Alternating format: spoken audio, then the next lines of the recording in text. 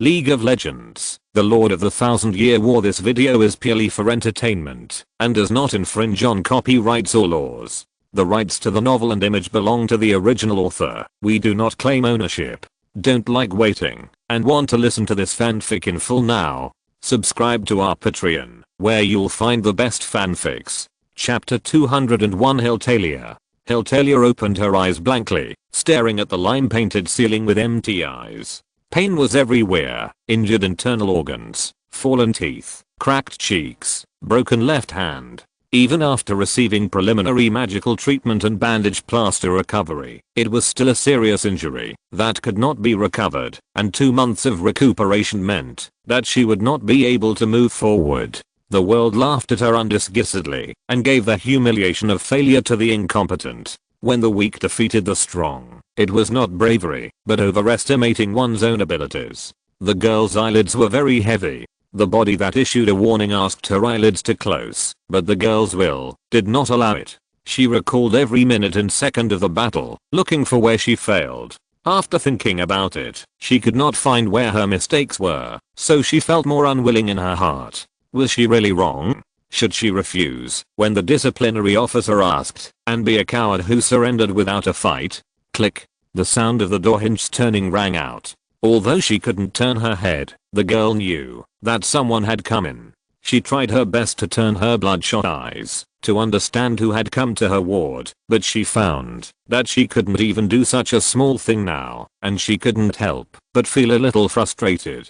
The girl finally realized that it wasn't that she wanted to see the damn gray ceiling, but that she could only look there. It hurts. The right hand that she had deliberately protected was not imprisoned by the annoying cloth strips or stones, which made the girl feel the warmth and touch she had never had before, which made the girl feel that her choice was very wise. The person who came held her hand, and the girl felt the delicacy and recognized the owner of the voice, and she couldn't help but relax. The man's hand was much more delicate than her own. If the owner of this hand was her father, how nice it would be. The girl tried to make a sound, but her mouth wrapped in bandages blocked all possibilities. I see your efforts, and I also know who you are, Hyltalia. I have been watching you. In front of her was still the grey cement ceiling, but the girl felt that the ceiling was much more pleasing to the eye. Child, don't doubt yourself. You have done your best. In my opinion, you are no worse than Goliath. He relies on talent, but you rely on your own will. In my opinion, will is more valuable than talent. Just a simple word of recognition. The girl's eyes became moist, and she couldn't stop crying. Woo woo woo. Woo woo woo. The scenery and the blurred vision finally changed, and a dark red exquisite mask appeared in front of the hazy eyes, blocking the unchanging grey. The serious and indifferent mask was incomparably gentle and reliable in the girl's eyes. The girl only felt that she had more hope in her heart and a goal to strive for. Even the mother who lived in the memories of struggle had dissipated a lot at this moment. The image of the owner of the mask was deeply ingrained in her mind. Having the recognition of man is more important than anything else.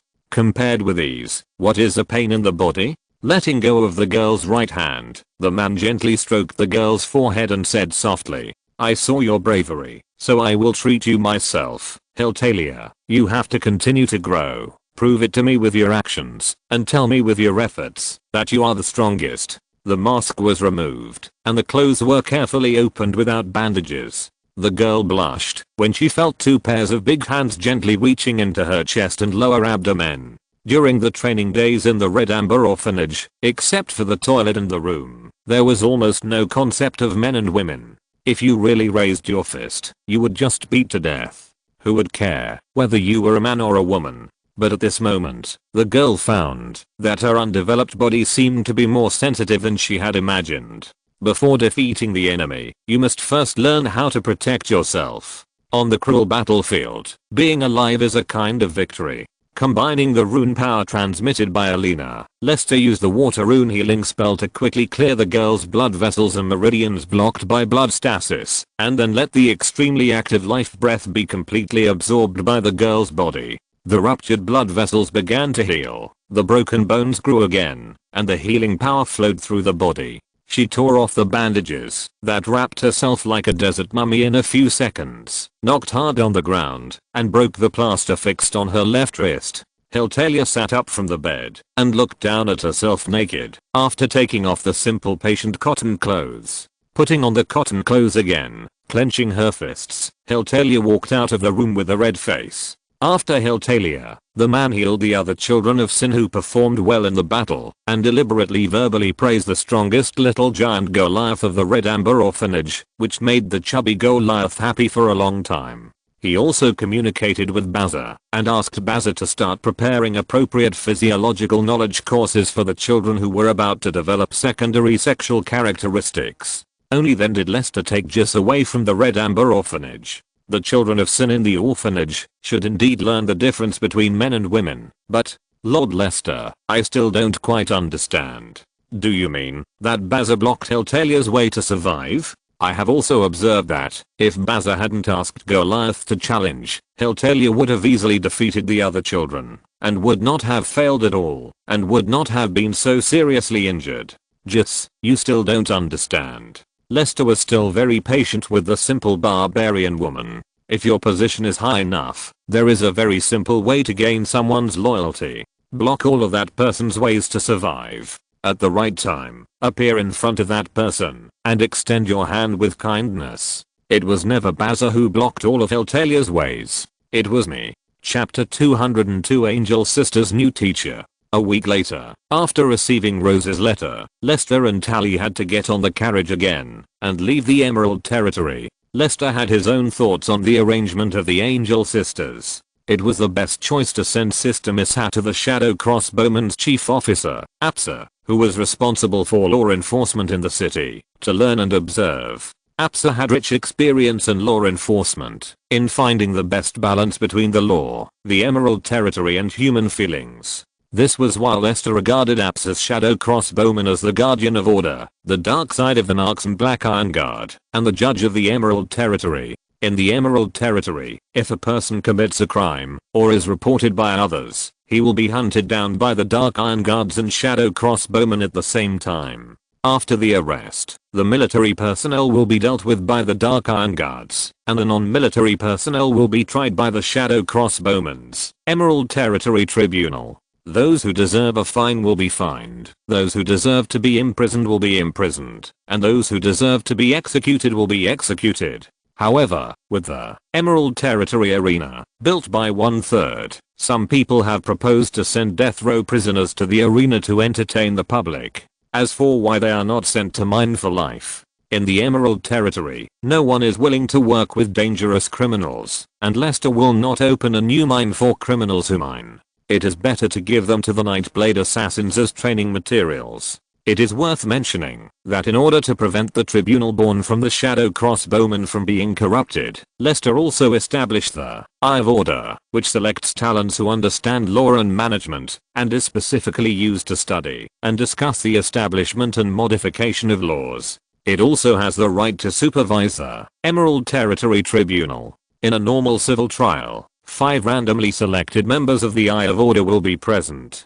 The determination of the trial result depends on the votes of the members of the Eye of Order. After the trial result is issued, it must be confirmed by more than half of the supervisors, more than 3 votes, to take effect. The trial result is filed after the supervisor signs it, and the jury will execute it. The supervisors of the Eye of Order also have the right to supervise each other and prevent corruption as much as possible. As for military trials, the results are decided by the highest military commander of the Emerald Territory, Lord Lester, or Margaret, the commander of the Black Iron Guard, and executed by the Black Iron Guard law enforcement team. This shows how much power Lester gave Margaret. In the absence of Lester, Margaret, who is in charge of the Black Iron Guard and the Black Guard, is the absolute ruler of the Emerald Territory. This is also an important reason why Lester uses his body to win over women. Lester also has the right to veto the results of civil trials. As the biggest dictator in the Emerald Territory, although he rarely uses this right, he will definitely not do without it.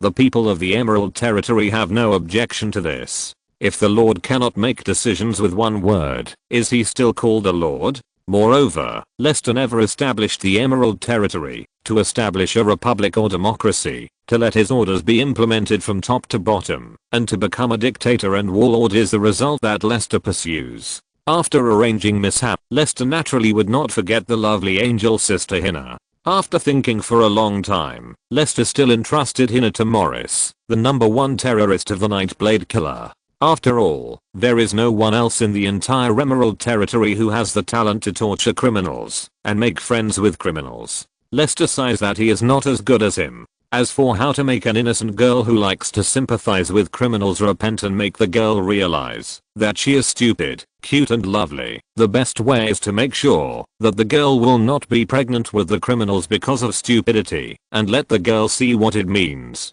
to be a vicious and unrepentant scum. Hina followed Morris and personally came into contact with the darkest side of the Emerald Territory. It must make Hina understand that some people cannot be saved by repentance, but can only be destroyed humanely. When she fully understands that her love and forgiveness cannot save some completely corrupted evil souls, Hina will surely understand her sister's suffering a little bit, and then let Miss Ha understand that absolute justice is not justice, and naturally she will understand that what her sister said is not unreasonable. In this way, won't the angel sisters be perfectly integrated and become their wings with peace of mind? Lord Lester? What are you laughing at? Telai's voice made the man stunned in his seat. Realizing that he had lost his composure, he coughed twice. The man took off his mask and looked at the somewhat puzzled woman with a serious face. Telai, I just thought of some things in the future. There is no doubt that the development of the Emerald Territory will smoothly enter the next stage. The barbarian female mage hammered her hand with sudden realization and a look of admiration. As expected of Lord Lester, you don't even forget to think during this short time. Ahem. Telai, call me brother. How long have you not called me brother? The shock-absorbing and soundproof carriage designed by Lester himself has far surpassed the previous performance after being transformed by the War Workshop.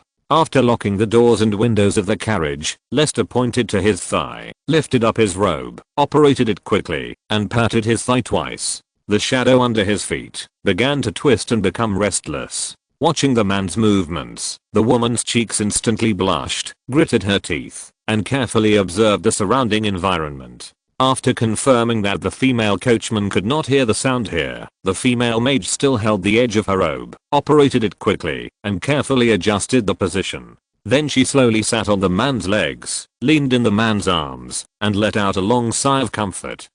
Brother. After straightening Telai's waist with satisfaction, Lester pulled the shock control lever on the right side and turned on the automatic operation mode, completely freeing his hands, letting his hands find the points where he should be, and tightly pinching them. Outside the car, the masked woman from the Nightblade assassin loyally controlled the two horses. With a click sound from the rear car, the shock spring of the carriage, which was originally not shaking, was directly crushed by the metal sleeve controlled by the lever. On the bumpy road, the carriage began to shake up and down. You are worthy of being the master. You are full of energy. With a small sigh, the female coachman turned the reins and ran from the better gravel road to the more bumpy dirt road. Above the sky, a pair of bright eyes watched everything on the earth, and the wings made a whirring sound. Black Rose Academy. Meredith was called by Rose to Rose's own luxurious villa. Ms. Rose, I wonder what you want to see me about. Sitting in the guest seat, Meredith was a little confused. Meredith, Leastad will be back soon, and I want you to be Leastad's woman. Rose, who was dressed frivolously, lifted her long white legs and didn't care about her exposed black stockings, spoke in a serious voice. What? Why are you doing this? The female wizard was at a loss for words at first, but then she realized that there must be a special reason for Rose to say this. I think you should have heard of Helena from the Magic Instructor group.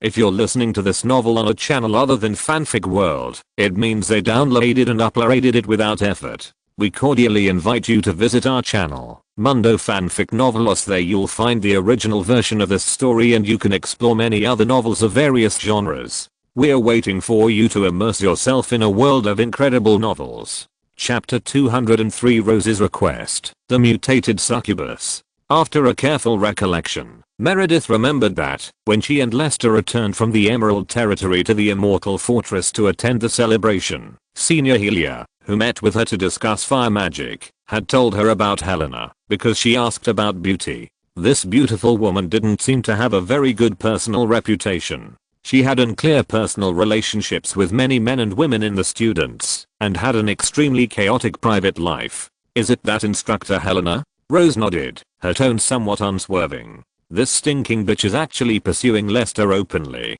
She is so shameless. Although I know Lester will definitely not accept her, no matter how good a man is, he may not be able to resist the entanglement of an nymphomaniac, let alone a slut like Helena who can share each other's senses in pleasure. If she really climbs on top of a man, won't she make the man feel great? What's more, Lester is a natural pleasure demon. If he really goes crazy, he will not care about meat or vegetables. Cough cough. After a hasty pause, Rose put down her legs and looked at Meredith seriously. Meredith, I need your strength at this time. You must stop the stinking bitch's attack on Lester. Stop our man from being defiled. No, What do you mean our man? Isn't it your man? How can it be our man? Meredith was a little overwhelmed. How did Helena's pursuit of Lester have anything to do with her? How can an ordinary person like me stop Helena's pursuit of man? Use my head to block it? Could it be that I would run to Helena and say, hello, teacher Helena, I'm Meredith. You can't pursue Lestat because I'm here. I'm Lestat's guardian. What? You ask me what my relationship with men is? Is a superior subordinate relationship okay?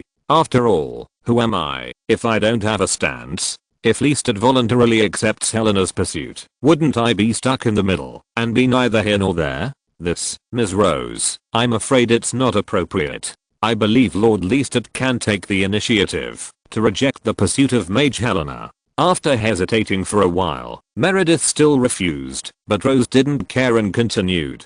Meredith, I'm very busy recently. I have to go on a long trip, so I can't protect Lester. Meredith, if you really like Lester, this will be your only chance to become Lester's woman. As long as you stay with Lester, the bitch will definitely find a way to deal with you. At that time, you just need to get hurt naturally and be rescued by Lester. Then you can have a relationship with a man naturally, which can not only hit Helena's morale and keep the witch out, but also get what you want. What reason do you have to refuse? Well, in the blink of an eye, the witch turned into a witch again. The female wizard was also a little speechless. It seems that there is a big conflict between Ms. Rose and Helena's mentor.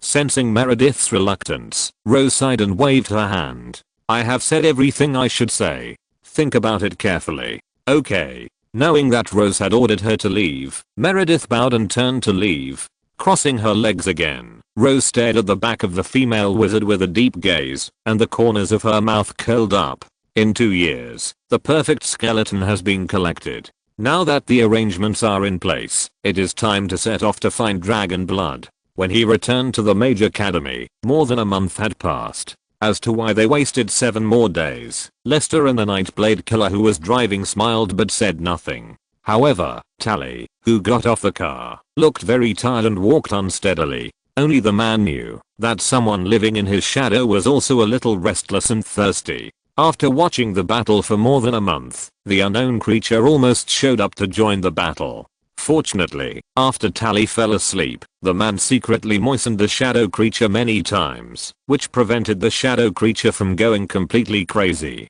This made him doubt whether his, Evelyn, was the demon embrace who liked to absorb pain. Now no matter how he looked at it, Evelyn was on the road to the joyful succubus, and would never return. When Lester contacted Rose with the crystal ball, he only received the automatic reply magic message left by Rose. My beloved Lester, a heart drawn by magic lines. Your little Rose needs to leave the academy for a while. A rose pattern drawn by magic lines. If you have any questions, you can go to the magician Meredith. She will answer your questions. Moo, I love you little Rose. Red lips drawn by magic lines. This guy, he wrote a letter to call someone without saying a word and then left inexplicably. What the hell is he doing? Having said that, Lester still felt that this time was a little unusual, and he was a little worried about Rose who was away on a long trip, but thinking that Rose's backer was LeBlanc, Lester was relieved. There are no more than 10 people on the Valoran continent who can deal with the Deceiver.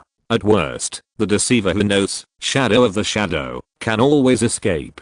After saying goodbye to Tali, Lester decided to go back to Tarina's mage tower to see his weird teacher with dead fish eyes. Before he entered the magic door of the mage tower, a small vibration came from the 3rd floor of the mage tower, and some speechless men had to speed up their pace. He went directly to the magic laboratory and opened the closed magic door. A ragged female mage with dark circles under her eyes fell backwards on the ground, leaving her hot and seductive body exposed to the air. The female mage with her mouth wide open was foaming at the corners of her mouth, and she closed her eyes with a peaceful look, as if she was unconscious. Even Lester, who was fascinated by the primitive communication of life under the influence of the life rune, could not arouse the slightest interest in the terrible woman in front of him, even though the female mage with her dead eyes closed looked like an absolute beauty. He carried the female mage and went to the bathroom. With a bang, Lester threw the female mage into the hot spring pool and skillfully turned on the magic water heater.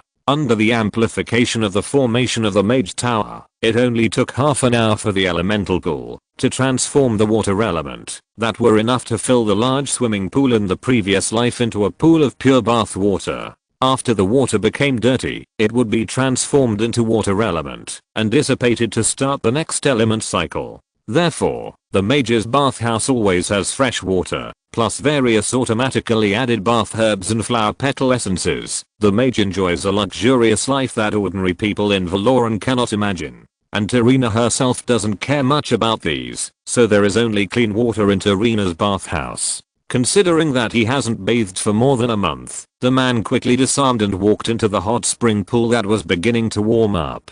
The holiday is over, and there will be the last 5 updates tomorrow. Chapter 204 The Promiscuous Queen. After fishing the gurgling female mage out of the pool, Lester skillfully placed the teacher's head on his thighs and pressed his hands against the female mage's chest.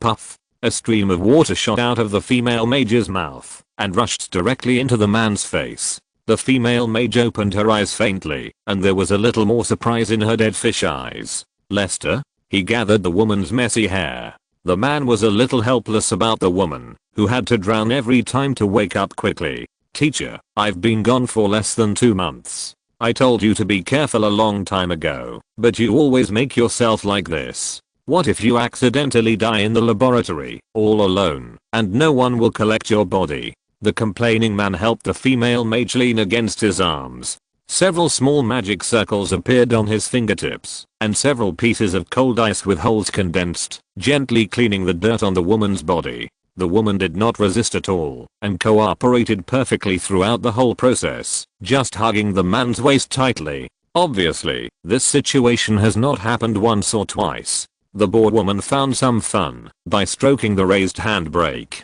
Staring at the nature's grip in her hand, Tarina sighed. Lester, sometimes I think about what's the point of living. After thinking about it, I come to the conclusion that there is no point in living. Living in lies and deceptions, calculating and killing to satisfy various desires is really boring. Only by indulging in the world of magic can I find a little meaning in living. So I have thought many times that, if I die on the road of exploring magic, it may be my most perfect destination. You call this Great Sage Mode? Wait, is this why you make such a big noise every time? The man always felt like he was fiddling with a piece of wood when he kept circling the high ground of the female wizard. This woman, when she said she didn't feel anything, she really didn't feel anything. Ignoring the man's tricks, the woman just played with the things in front of her and thought about life. Yes, the road of magic is endless. No matter how much I like it, I'm destined to never see the end. Every time I think of this, I feel a little desperate. Others call me a magic genius, but I know that compared with those magic geniuses who are truly talented, I'm nothing. I'm just willing to spend more time to study and explore. In fact, your talent is much better than mine. In less than 10 years, your ability will completely surpass mine, and you will be far better than me in the field of exploring magic. You can shape a delicate and complex snowflake in an instant, but I have to spend more than 10 seconds to build a rune array. Did I make you feel pressured? The man only felt the woman's movements pause, and then he was pinched a little by the dissatisfied woman. Instead, the more excited man spun back without flinching, and finally made the woman utter an inaudible moan. Well, as the saying goes, dead wood also has spring. Under the careful care, the wood finally felt it, and was no longer dry. Yes, you put pressure on me. You are too good, beyond my comprehension. I have to consider whether my efforts are meaningless. I didn't expect that teacher Tarina is also a sentimental person. Seeing that it was a natural outcome, the man let go of the female mage's body, lifted up the confused woman, and gently held her in his arms, face to face. He wanted to comfort the teacher who was a little tired of the world in his own way, and save a valuable life. Tarina, your significance is to shape me, and my achievements will always have your share. On this magical road, I'm willing to share any discovery with you without any conditions. If you think life is not fun, then go find fun. If you think that communication is all deception, then look for sincerity. If you think life is meaningless, then think about it. If you leave this world, is there someone who will secretly shed colorful tears for you in a pale smile? The body stiffened, and the female mage hugged the man in front of her with her backhand, and stuck out her tongue. My student, I will consider it. In a somewhat remote wizard tower, for wizards on a large bed, were having a secret conversation. There is no doubt that the man named Lester has a special and powerful power. No wonder Rose would like that man. Not to mention, Lester also has a look that no woman can refuse. Lying in the arms of 3 male wizards with different styles but all excellent, the female wizard with big golden waves, delicate and charming eyebrows, plump figure, fair skin and beautiful face said lazily, letting the hands of the 3 men wander over her body, drawing ravines one after another, and the woman looked very comfortable. Master, I still don't understand what the significance of your active pursuit of Lester is for your plan. The male wizard who was supporting the woman's head skillfully massaged the mistress' body and said respectfully, if you want to explore the man's secrets, your followers can just make the man disappear quietly in the academy. If you are so high profile, if something goes wrong with the man, it will be suspected of you, the master. Moreover, I don't think there is any point in you deliberately restraining your followers from causing trouble for the man. Rudius, do you know why Rose explained the confidential information of the world rune in the open class? The woman changed the subject and asked a question that had nothing to do with the man. Could it be Rose is passing on information for her lover? Is the man's mysterious power related to the world rune? The man named Rudius was a little surprised. The world rune is not a power that humans can control. Not too stupid, but I believe that Rose has another conspiracy. The female mage was still very satisfied with the reaction ability of her man under her skirt. Another man holding the woman's torso spoke at the right time. Master, what are you going to do about Lester? You should also know, your reputation is not very good in the eyes of other mages who have no vision. The female mage did not mean to be angry with Leonard, who spoke frankly, because she knew that the man was telling the truth, and she would not be angry with the person who told the truth, unless he said something that should not be said. I can see at a glance that the man named Lester is a guy who is indifferent to emotions like me. In a sense, indifference to emotions also means promiscuity. It is the most stupid and presumptuous behavior to want to use emotions to bind such a person. A man like Lester will never lack women around him, but no woman can really capture the heart of a man and make him completely surrender, not even me. Rudius knew that there was nothing wrong with the mistress's words, because the mistress was such a person. No matter how many followers there were under her skirt, no matter how selflessly the followers devoted their love, the woman would only smile indifferently after the pleasure and leave without any burden. The followers who revolved around the mistress were more like interesting toys than intimate partners. Those who are valuable will stay and continue to accompany me, and those who are worthless will be kicked away. The holiday is over, and it's time to go back to work. 3 left square bracket right square bracket. Chapter 205. What never changes is interest. If you can't conquer that man with your beauty, what will you do? Rudius asked softly. He knew that his mistress liked people asking her questions, which could help her sort out her thoughts. Of course, benefits, sufficient benefits, and conditions that cannot be refused. When dealing with such a man, you can only use the most sincere attitude and maintain the relationship with benefits. Fortunately, someone told me that, after entering the library, this man, in addition to the books about the world runes, was also deliberately looking for information about the Vastaya shapeshifters. And I happen to know that there is nothing really useful in the library. There may be something in the deepest part, but that is definitely not something that Lester can access now, even though he is already a popular lecturer. Those old-fashioned mentors who dare not even wear slit robes will never agree to let him go deeper. Coincidentally, I once had an unforgettable encounter with those natural beasts in the past. The three men looked accustomed to the standard flirting of the mistress. My mistress is a queen who craves physical desires and is an absolute promiscuous queen. She likes all kinds of novel ways of playing, and the above is just one of them. This is the consensus of all followers, and there is no need to question it, because any questioning is the greatest disrespect to the mistress. Any way of playing is a scumbag in front of the master. As a follower, you don't need to use your brain to think about any depraved behavior of the mistress. Of course, these words can only be reflected by actions and cannot be spoken out. In addition to those seeds of life that are full of vitality and in various forms, I also gained the recognition of those Vastaya people through close contact and learned many unique things, such as the difficult to pronounce Vastaya land animal language and the Vastaya Zaru who hide in certain places and breed with offspring of different races, as well as the news of some shapeshifters. If I were not afraid that I would be completely addicted to that green paradise, unable to keep my brain in any rational thinking, and forever become a toy of decadent desire, I might go deeper and look for those original saviors of Ionia, have some more wonderful stories with them, and live forever in that dense forest, where people and nature are most closely connected.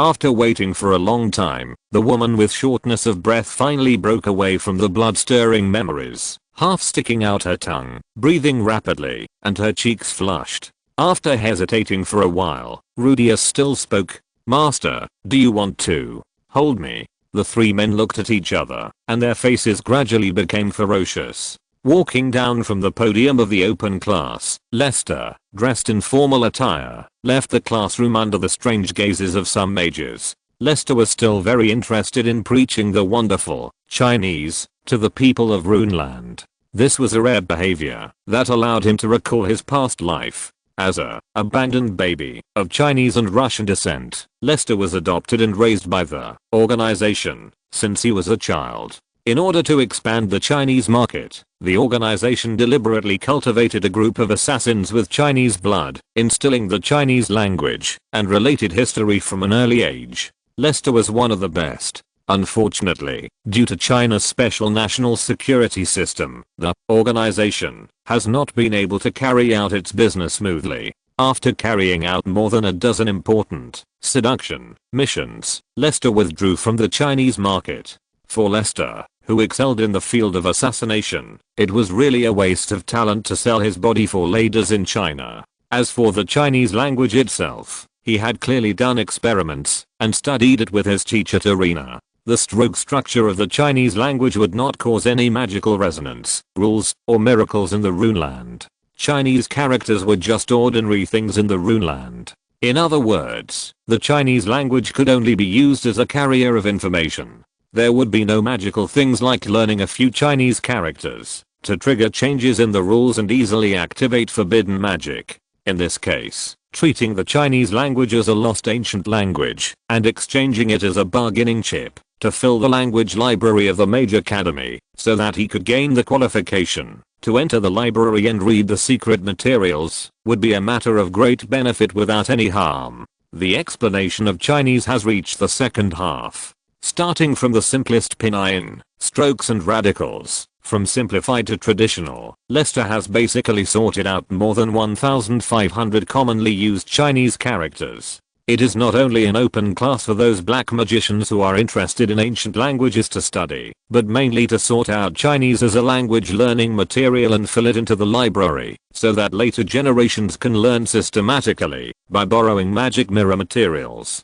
This is an important part of the knowledge inheritance of the Mage Academy. In this process, the materials must be reviewed by the instructors and finally approved by Rose before they are eligible to be sent to the library for permanent preservation. After that, Lester can obtain a large number of credits, and the qualifications are enough to be promoted from a formal black magician to a magic mentor, and obtain a higher status. The value of a complete unknown language and magic amplification rune array is enough for Lester to get what he wants in the Mage Academy and leave freely. After all, watching the Angel sisters grow up day by day, and Margaret and GC getting older day by day, Lester couldn't just ignore it.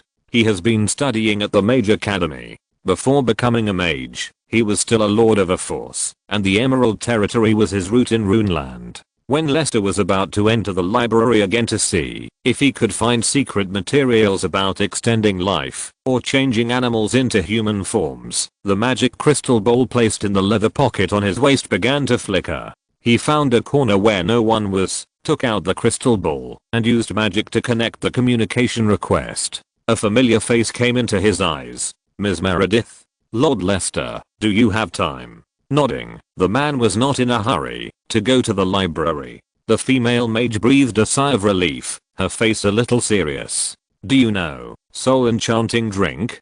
Soul Enchanting Drink is located in the food and beverage area of the Mage Academy Commercial Street. It is a well-known beverage store that focuses on developing various magical drinks. It has a wide range of fruit juice, alcoholic and synthetic drinks, similar to the Quiet Bar in the previous life. After being processed with special materials, the drinks with various refreshing tastes can give lovers of different tastes different unique experiences. It is also a good place for conversation. Walking into the dimly lit ecstasy drink, Lester and Meredith expressed their needs to the waiters, and they were taken to the private area on the lower floor, where the fee was more expensive, and were given a private room and an exclusive waiter. Harmonious version. Those who understand will understand. Chapter 206. Brilliant Wings of the Forest. Dreaming of the Ice Orchid. Unlike the public area on the upper floor, on the lower floor, there are dedicated waiters who serve the mages in the private rooms one-on-one.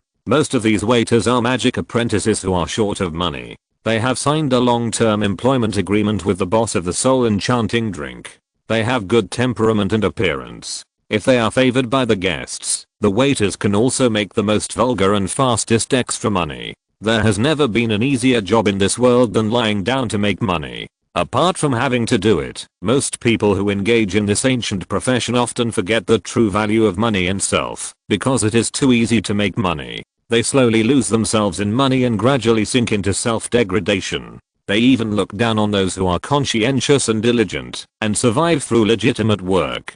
Lester has seen a lot of such bad people, and has come into contact with many of them, but the waitress in front of him has not yet reached the point of depravity. It seems that she has just entered the door, but it's a pity that she is no longer perfect. A cup of Zhuan Yilin Feng. Master Lester. Mage, what do you want? In the waitress's flirting eyes, Lester took off his mask and smiled. Dear lady, please give me a cup of Dream Butterfly Ice Orchid. Okay, Master Mage, do you need any other service? No, after all, as you can see, I have a good enough female companion. Maybe next time. It was a pity that the man did not keep her for special service, and the waitress had to leave with disappointment. If it was a man of this level, she would not mind doing some private things under the watch of another woman, even if she didn't want to pay. In the dim private room, there was a crystal chandelier that could be adjusted by magic fluctuations. In addition, there was a soft leather sofa large enough for 2 people to lie down, and an empty low table. The two did not adjust the dim crystal lamp to make it brighter. Sometimes a little bit of ambiguous and interesting will make people talk and act more easily. Moreover, this is Lester's first real date with a female wizard. Naturally, a man will not do something to spoil the mood. The man knows how much the female wizard has helped him and how much sincerity she has given. A body distance apart, the two sat on the sofa, and Meredith looked at the man with amusement. Look at that little woman. She wants to plant herself in your body directly. I think she is willing to do something with you, even if you don't pay her. Ms. Meredith, look at what you said. I don't have that much charm. Leaning on the sofa, the man sighed. She is just a young person who needs help. I can't give her anything, because at this moment, I have more important people to pay attention to, and she will find a more suitable person for herself. Why would he talk like that? Am I more important to him? Her breathing stagnated slightly. The female mage, who had never experienced such a scene, was somewhat at a loss. She put her hands on both sides of her body and tugged at the edge of her robe. Feeling that the action was inappropriate, she crossed her hands on her tightly closed thighs and clumsily changed the subject. Lord Lester, isn't this your first time here? Unexpectedly, the man suddenly sat up straight and spoke with a gentle face. Meredith, we have been together for so many years, but you still use honorifics when you speak, as if we just met for the first time. I don't think we should be so unfamiliar with each other. Thinking of the first time she met the man, she almost betrayed Black Rose and Rose, knocked the man unconscious, and took him away to give birth in the cave, and the female mage's face flushed with shame. At that time, she was not mature enough. Fortunately, the absurd idea did not become a reality. But, as a woman, she would also fantasize in some lonely moments. What would happen if she really did that at that time? No children, no children, no children. Exhausted, red, swollen, painful, severely dehydrated, fainting and dizziness. Drawing conclusions from the girl next to the man, the female mage's face froze, as if that ending was not very ideal. Is that kind of thing really that enjoyable? What's wrong? Even the experienced Lester didn't know what the woman with a changing expression was thinking at the moment, which made the man start to recall whether he had offended the female mage in those places. Could it be that piece of bread? Nothing. Then I'll call you Lester. Shaking her head and throwing away those messy thoughts, Meredith smiled generously. It should have been done long ago. Before Lester could say anything else, the magic room door was knocked. Pressing the female mage's shoulders and pushing the woman back to the sofa, Lester stood up and opened the door. Master Mage, this is the lady's gorgeous wings forest wind, and this is your dream butterfly ice orchid. Please enjoy. Handing over the tray, the waitress politely bowed without entering the room and gently closed the door. Out of professional instinct, the man used the unique, elemental material analysis magic, taught by the teacher, to test the two glasses of dazzling and wonderful drinks at the moment he turned around, and did not find anything inappropriate. I have to say, magic is really useful. He placed two beautiful octagonal crystal cups in front of Meredith and himself, and waited until the female magician gently grasped the slender body of the crystal cup. Lester, who was interrupted by the waitress, raised his cup and clinked it with the female magician. Zhuan Yilin Feng uses the essence of 4 unrelated fruit juices to interweave in pairs to form a whirlwind-like 4-color beautiful scenery, gently swaying in the clear green juice like a forest. Under the slight shake, the contents of the cup are like the breeze blowing in the forest. When you tilt the cup into the mouth from different positions and angles, the two kinds of fruit juices flying in pairs are tightly blended together to form a unique and refreshing taste, including the taste of the juice itself. A cup of Zhuan Yilin Feng has a total of 8 different flavors. This drink is both simple and complex. After tasting it carefully, you will understand that the so-called complexity is nothing more than the cramped overlapping of purity. Rather than calling it complex, it is better to say that it is simple and too cute. Meredith, this magic drink is really suitable for you. Thank you, thank you. That. Holding the octagonal crystal cup awkwardly with both hands, Meredith didn't know why she couldn't do such a normal and simple action properly at the moment when she was over 30 years old. She was so clumsy that she wanted to praise the beautiful magic drink in the man's hand, but her brain was a mess and she couldn't utter a single word. She touched the rim of the cup with her lips, savoring the refreshing coolness, but the man suddenly changed his language to obscure Chinese. The sky is filled with snow and fog. The cold winter wind blows proudly over the ice orchids. A blue butterfly with wings as cool as glass snowflakes dances, but gets lost in the snow and fog, and turns into an ice butterfly in the gentle and fatal frost wind. Thousands of years have passed, and the butterfly's wings are hard to close. When the snow melts, and the frost disappears, the stranger is still unknown. Is it the butterfly dreaming of frost and snow, or is it the frost and snow that dance with the butterfly for thousands of years? In the woman's blurred eyes, the man's eyes seemed to be a little more lonely, and he stopped talking after all. He knew that, even if the female mage was the most active in learning Chinese, she could not understand the emotions that he was entrusted with in this foreign language. At the same time, at this moment, the female mage felt that the man in front of her seemed like a beautiful and illusory magic image, delicate but fragile.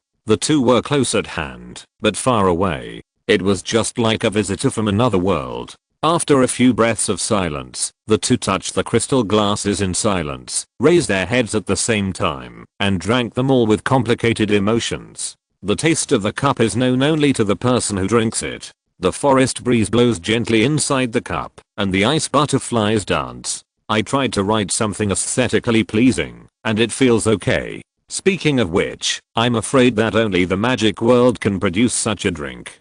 Chapter 207 The Purest Feeling. After half a cup of the magic drink was drunk, the strange atmosphere between the two was broken again by Meredith, who could no longer bear it.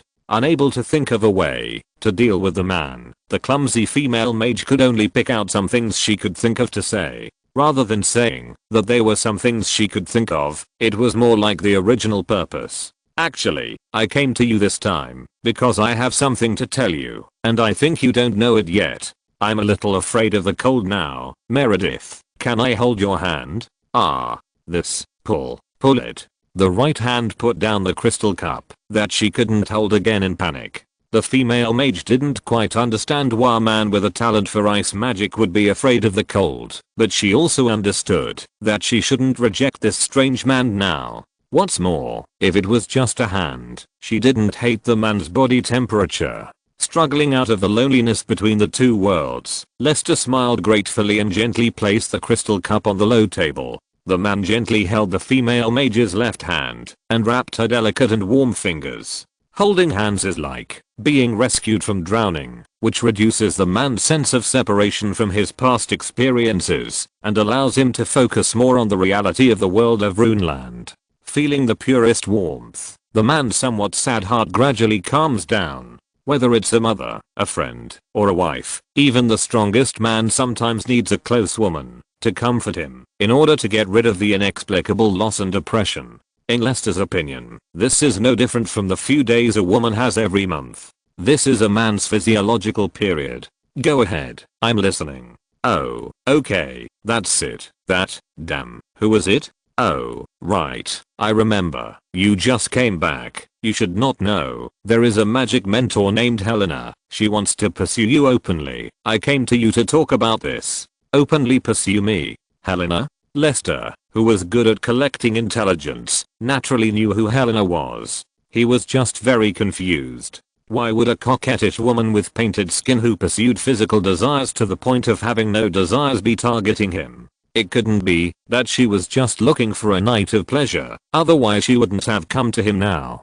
Can you tell me more specifically? What happened when she said she wanted to pursue me openly? Thinking that with Lester's ability, he would definitely know who the famous Helena was, Meredith didn't plan to explain Helena's public information. More than half a month ago, Helena, who had just returned from a mission, gave an open class called Basic Refining of Flesh and Blood Magic.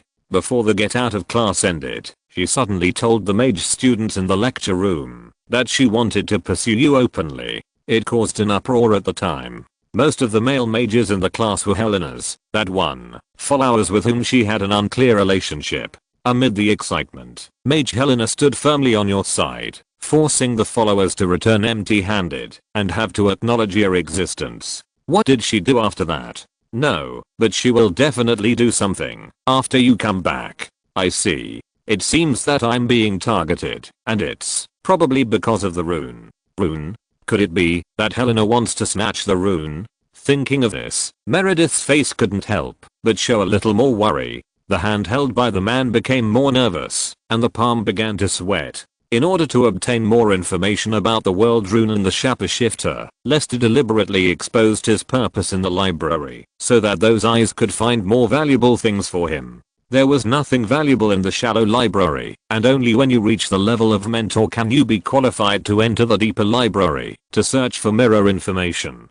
Since you can't find suitable information in a short time, it's better to let those with ulterior motives who have intelligence information to find you. At this moment, some of the eyes must be Helena's followers, and Helena also came for the rune. As for the secret method of immortality and prolonging life, Lester deliberately concealed his purpose, and didn't let those eyes notice this. He didn't dare to use the immortality method sent by others, otherwise Margaret and GC would become slaves of the void or servants of the despicable throat in a blink of an eye, and they would be completely controlled. It would be better to have no immortality. That secretly stabbed him with a fatal knife. I don't know, but since she chose to be so high profile, she is making a statement. Making a statement? So, she is friendly? Not necessarily friendly, but she will definitely not choose to attack me. As for what she wants, we have to meet her to know. Maybe it will be beneficial to me. Meredith was a little anxious, and she held the man's hand with her other empty hand.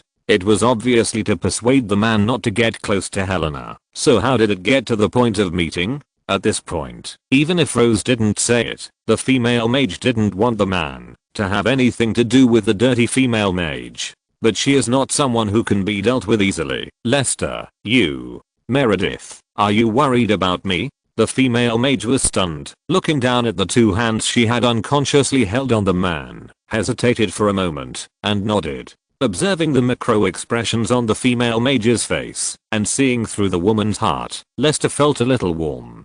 Don't worry, it's just a deal between her and me. Do you think I'll suffer a loss? When have I ever suffered a loss? After thinking about it, Meredith couldn't think of a time when the man had suffered a loss. This man always seemed to be the one who got the upper hand. Then, if she wants to have that kind of relationship with you, according to the life principle of Mage Helena, she will definitely not let you go. Will you accept it? If I accept it, will you care? The man's words stumped the female mage. Of course she cares, but what's her position to care? I don't know. After a long time, Meredith only gave this answer. The man seemed a little disappointed.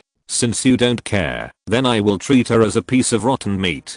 The essence of a transaction is mutual compromise. If she can offer enough chips to tempt me, there is nothing in my body that I can't give. I'm not that noble. I don't know if I care, but I will be very sad.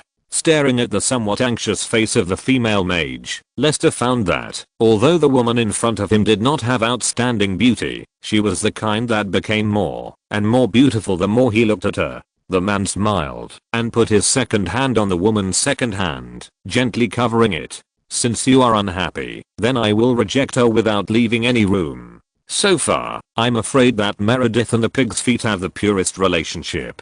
Chapter 208 The Hopeless Toolmaster. Under the contact of Helena's followers, Lester accepted Helena's invitation and prepared to go to the Mage Tower. Tally, Meredith and Tarina didn't know about Lester's meeting with Helena, because the man understood that in a sense, he was going to meet someone as bad as himself. It's better not to let pure babies participate in the meeting between bad people. Helena's Mage Tower is located in a remote area, and there are high walls around the tower. Lester even saw two handsome men like doormen standing outside the gate of the wall guarding the gate. You are Mage Lester, please allow me to lead the way for you. Following the male mage who recognized him at once, Lester walked into the wall. There are some pink shade loving flowers planted in the courtyard. Many dioecious plants have petals in pairs, and the stamens and cores are intertwined and mixed together, close to each other, opening and closing.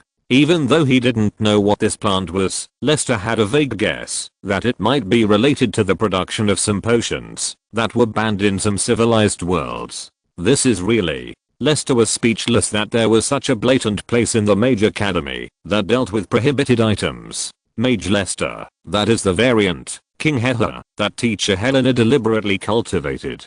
It is the main ingredient of the Joy Potion.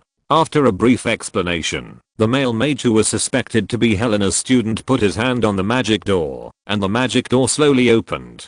Can this door only be opened by Mage Helena's students? No, Mage Lester, anyone who is recognized by teacher Helena can open this door, including all the doors inside, and you are the next person to qualify. The silent man had to admit that he was still a little naive compared to this woman.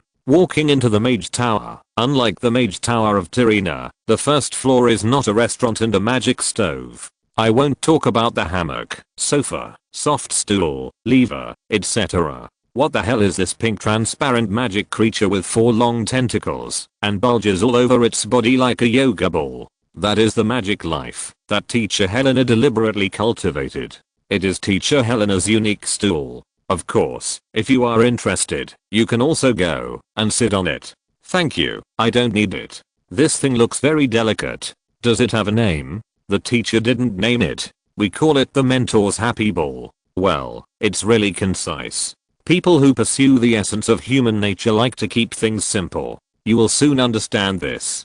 Going upstairs, everything I see is some special magic tools, familiar and unfamiliar, seen in the previous life and not seen, and all kinds of broken holes and rags clothes. Lester, who had a calm face, also found it difficult to hold his face because Riz was hugging me next to me. I won't describe the tools and clothes too much here. Please imagine it yourself. Apart from anything else, this trip was really eye-opening. The Black Roses mages were really good at playing tricks. It was a pity that Riot Games didn't make Helena a trap hero targeting female mages. After taking in the things in front of him, Lester realized that the belt robe on LeBlanc was already a conservative equipment for a 1,000-year-old nun. It was simply pure and cute. It seemed that he had misunderstood LeBlanc. Although she wore belt pants, smoked eyebrows, tattoos, wove conspiracies, and ate meat without spitting out bones, LeBlanc was actually a conservative good girl. When he came to the top floor, the mage knocked on the door and pushed it open. Good guy, it's not even a magic door, but a wooden door without a bolt. Lester raised his eyebrows. Is there any point in installing this door? I won't go in.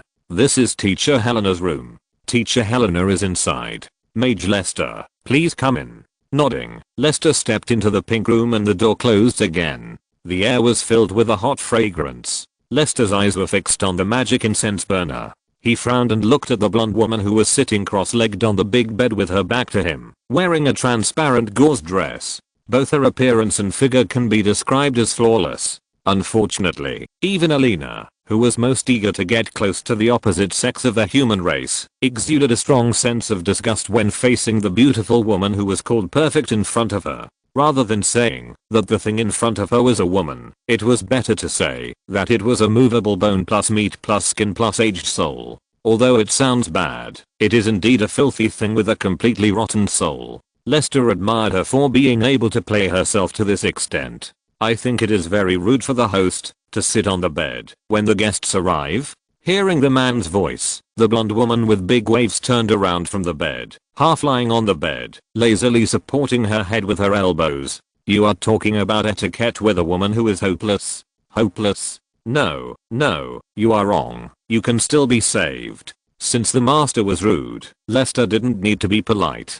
He sat down on the soft chair with fur and crossed his legs. Lester was quite satisfied that there was no messy liquid on the fur. You just haven't found the happiness that really belongs to you, so you can only struggle in the abyss of desire again and again, until the moment you die completely, you can be completely free. Facing the man she recognized, a simple sentence, like a sharp arrow, pierced Helena's heart fiercely and shattered Helena's hard shell. The female mage's face was no longer as relaxed as before, and now it was even more tense, with an unswerving expression. Man, do you think you know me well? I don't know who you are. I just said what I saw. As for whether it's you, only you know. I think you didn't ask me to come here to talk nonsense, right? Lester picked up a heart-shaped short whip and played with it alone. What would it look like if someone hit Rose with this thing?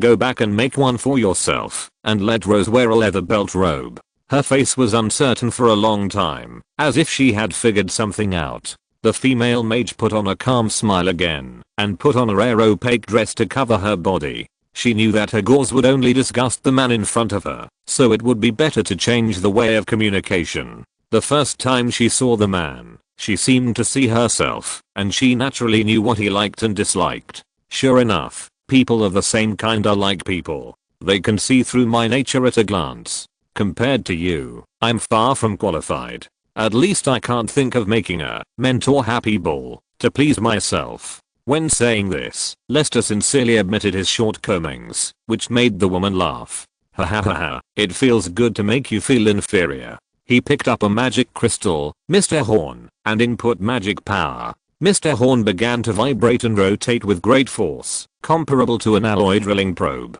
The man nodded in admiration and smiled. There is no doubt that Master Helena, you are a master in this field. We can communicate about how to make these things, and maybe we can make a small fortune. What if I want to communicate with your body? That's not necessary. I have enough troubles, and the troubles you bring are equal to the sum of all my troubles. I can't stand it.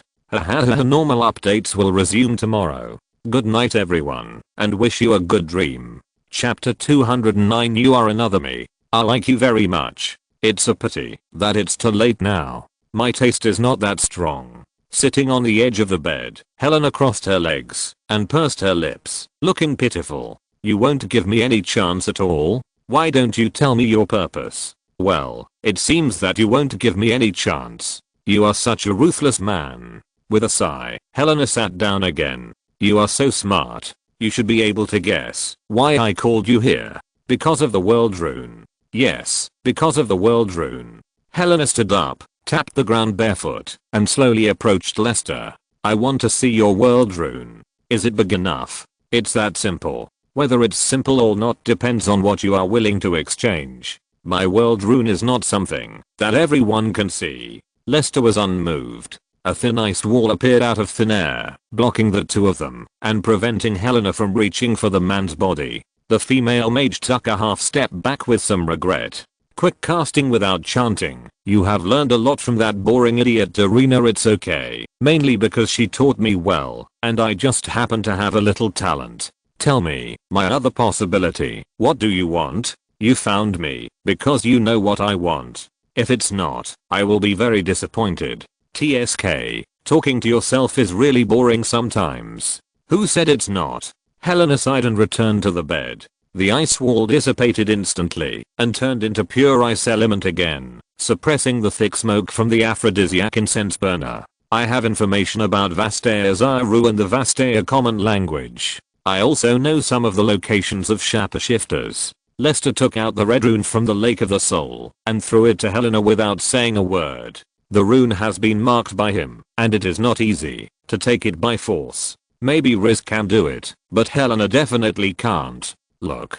Taking the palm-sized cone rune, Helena began to check and detect it in her own way. After a long while, Helena spoke with some doubt. Why is there no world consciousness that tempts people to fall? It's just like an ordinary stone.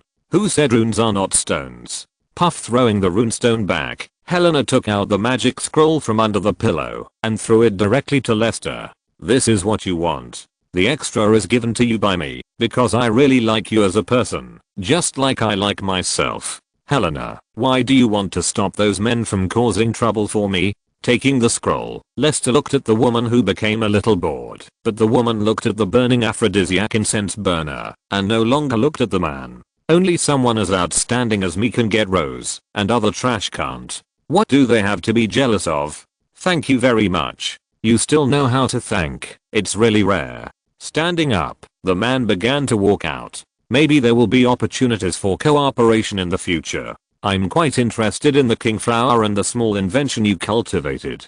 Although we cannot have physical communication, we can cooperate and make money together. Okay, come to me when you have thought of a way to cooperate. I just need money. Goodbye, Mage Helena. Goodbye, Mage Lester.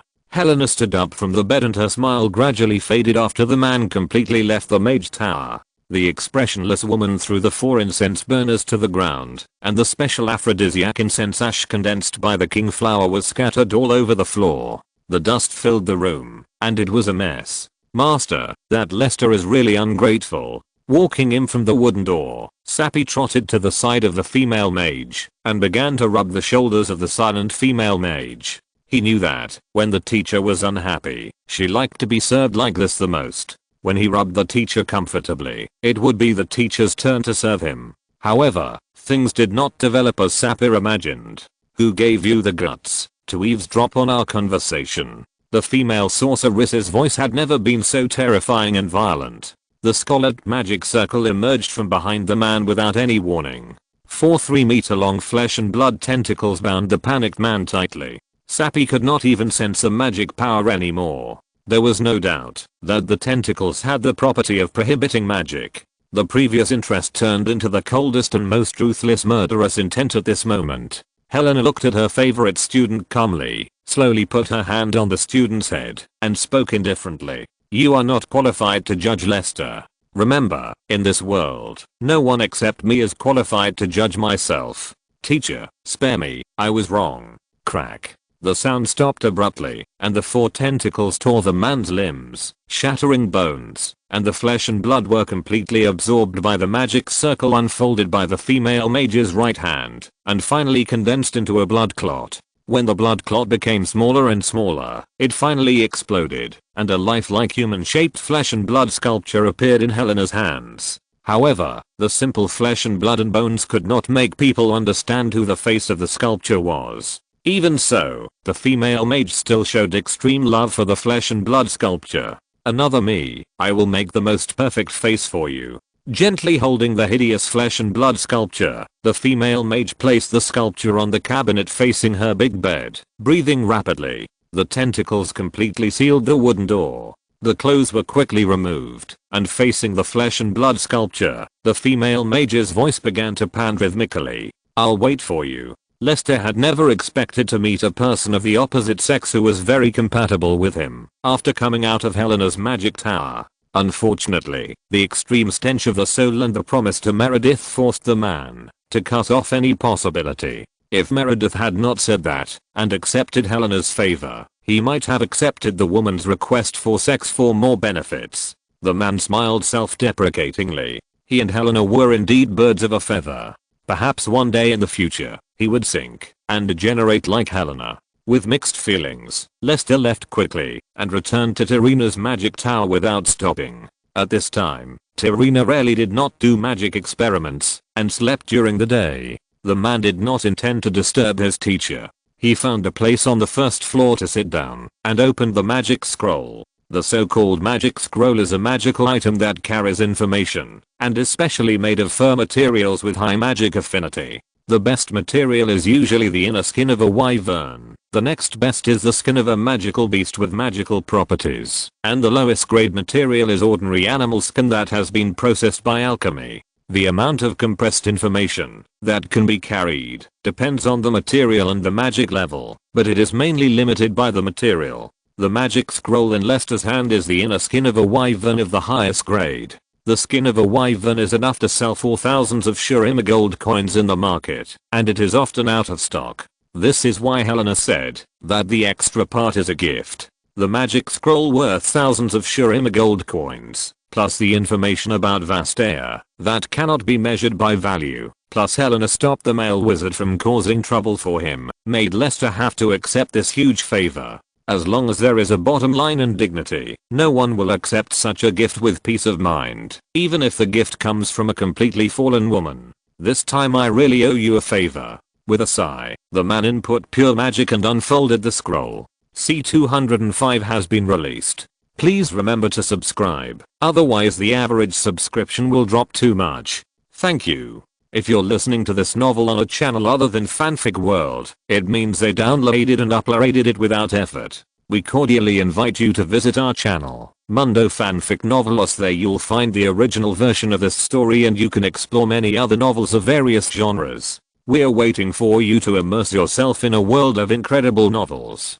Chapter 210 Vastea Clan Assessment Guide. There is a prerequisite for using the magic scroll that records the information. That is, you must use the matching scroll to perceive magic. This is not a problem for Lester, who has completed the basic course of spellcasting for a formal black magician. Using the scroll to perceive magic to build a magic link between people and magic scrolls. In Lester's vision, the fur that originally only had a dim magic halo suddenly appeared with 3 magic light balls. With the mean touching the leftmost one, the magic light ball slowly spread out, squeezing out the other 2 light balls, and the characters and information began to flow on the scroll. Common language of Vastea, applicable to most Vastea humanoid land races. Prerequisite for learning, Master Arxan language. Comparative learning is available. Pronunciation can be simulated, simple writing can be done, and the meaning of Vastaya characters can be understood. After a quick look, Lester had to sigh that Helena was really capable. She could master the language of a hidden race on another continent, sort out the language and match it 1-to-1 with Narxan language, and analogize the pronunciation according to the similar syllables of Narxan language. Many linguistic masters could not do this, especially since the pronunciation of Vastaya language was closer to animal language. After a quick review, Lester took back the first light ball and touched the second one. Records of the durability, length and sensitive parts of some Vastaya shapeshifters. Just by seeing the title, the man had an ominous premonition and could not help but wipe the sweat from his forehead. A group of Vastaya who have wings but cannot fly. Their sensitive point is located at the neck on the midline of the back of the wings. Male winged men have moderate matching, but very low durability, a score of 6. Ursine shapeshifters have rough looks, tall stature, the best matching, similar to trolls, and great strength can make miracles happen, a score of 8. The man's face darkened. As expected of Helena, she even came up with a guide to evaluating the Vastaya group. He quickly skimmed through it and found that the entire article recorded the skills and abilities of the Vastaya shapeshifters. Except for the descriptions of a few special locations in Ionia, there was no mention of how to shapeshift, which made Lester feel cheated. Stop kidding. Taking a deep breath and pressing down the shadow Evelyn who was posing coquettishly against his body, Lester took back the second ball of magic light and opened the third. The legend of Vastaya Zyro, not witnessed in person. The information comes from a loyal Vastaya high-ranking male servant. In the northeast of the Navali province of Ionia, there is a mountain called Gay Mountain by the local Ionians. There is a dark forest protected by spiritual secrets. In the depths of the forest, there is an exquisite spiritual maze. One needs to obtain the approval of Vastaya Zyro to enter the spiritual maze and see the Vastaya Zyro who have survived for 1,000 years and the humans who have reproduced with the Vastaya Zyro. In the paradise in the maze, there live the descendants of Vastaya Zyro and humans, the descendants of humans and humans, the descendants of Vastaya Zyro and Vastaya people, the descendants of Vastaya and humans, the descendants of Vastaya Zyro and Vastaya Zyro, the descendants of Vastaya and Vastaya people, all live in harmony with each other, and have blood ties with each other. There are a large number of relatives marrying each other. There is no normal ethical concept, and there is no inbreeding genetic disease, especially the immortal Vastaya Zyro, except for the great sages of Vastaya who are completely tired of breeding offspring in endless lust and only know how to fish and raise livestock. Most of the Vastaya Zyro live an extremely decadent life. It's a pity that I can't witness all this with my own eyes for some reason. I hope that one day in the future I can experience the passionate life I have never had before. Additional, some Vastaya Zyro's preferences, sexual fetishes and taboos. Disconnecting the magic connection of the scroll perception, silently placing the magic scroll on the table, Lester, whose brain was down, even forgot that there was an Evelyn who was constantly clicking her tongue under him. After a long silence, the man finally shook off the shock. His mind was clear, and he completely recovered. So, are the Vastaya people so good at playing? East of the Emerald Territory, on the Valoran Plain, the Nightblade assassin, Demaster, was wearing a black robe, sitting in a carriage traveling between villages. The villager driving the carriage was a little happy. 20 Shurama copper coins were enough to buy his family a good cotton padded jacket. Seeing that the atmosphere was a little dull, he took the initiative to speak. Guest, what are you doing in Nev's village? I heard that it's not peaceful there. After adjusting his voice, Demaster changed from a gloomy man to a sunny man, and his language also changed to the Valoran dialect, the origin of Demacia and Narxus. I'm looking for someone. One of our relatives is missing.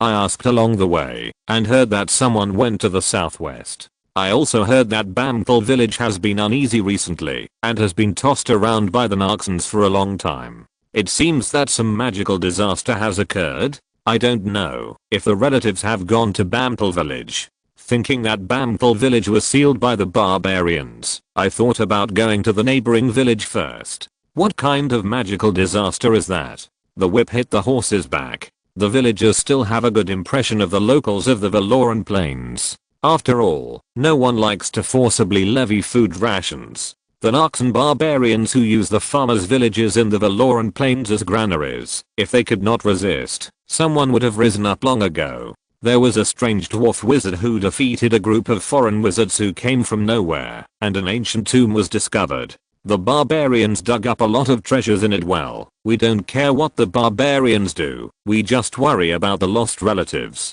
You said just now that the village of Neves is not peaceful? Looking at the blue sky, the villager nodded inside. Yes, this is my second trip to Neves village. The wizard from Ample village went to Neves village to make trouble, saying that there was a hidden evil wizard there, and he insisted on shouting for the wizard to come out and fight him. He also used magic to spread slugs everywhere every day, which destroyed a lot of vegetables.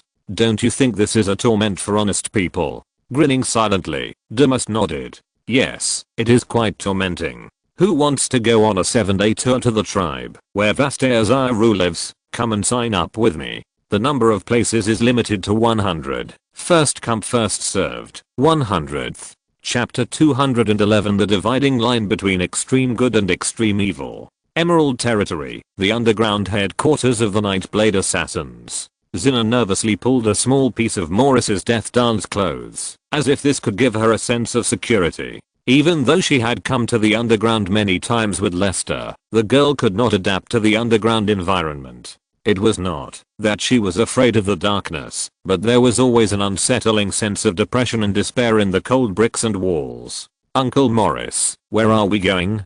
The girl's beautiful and pleasant voice echoed in the cramped underground castle, but it could not make the Nightblade assassins who came and went stop for a moment. Gathering intelligence, looking for treasures, assassinating targets, protecting important people. Every Nightblade assassin has his own mission.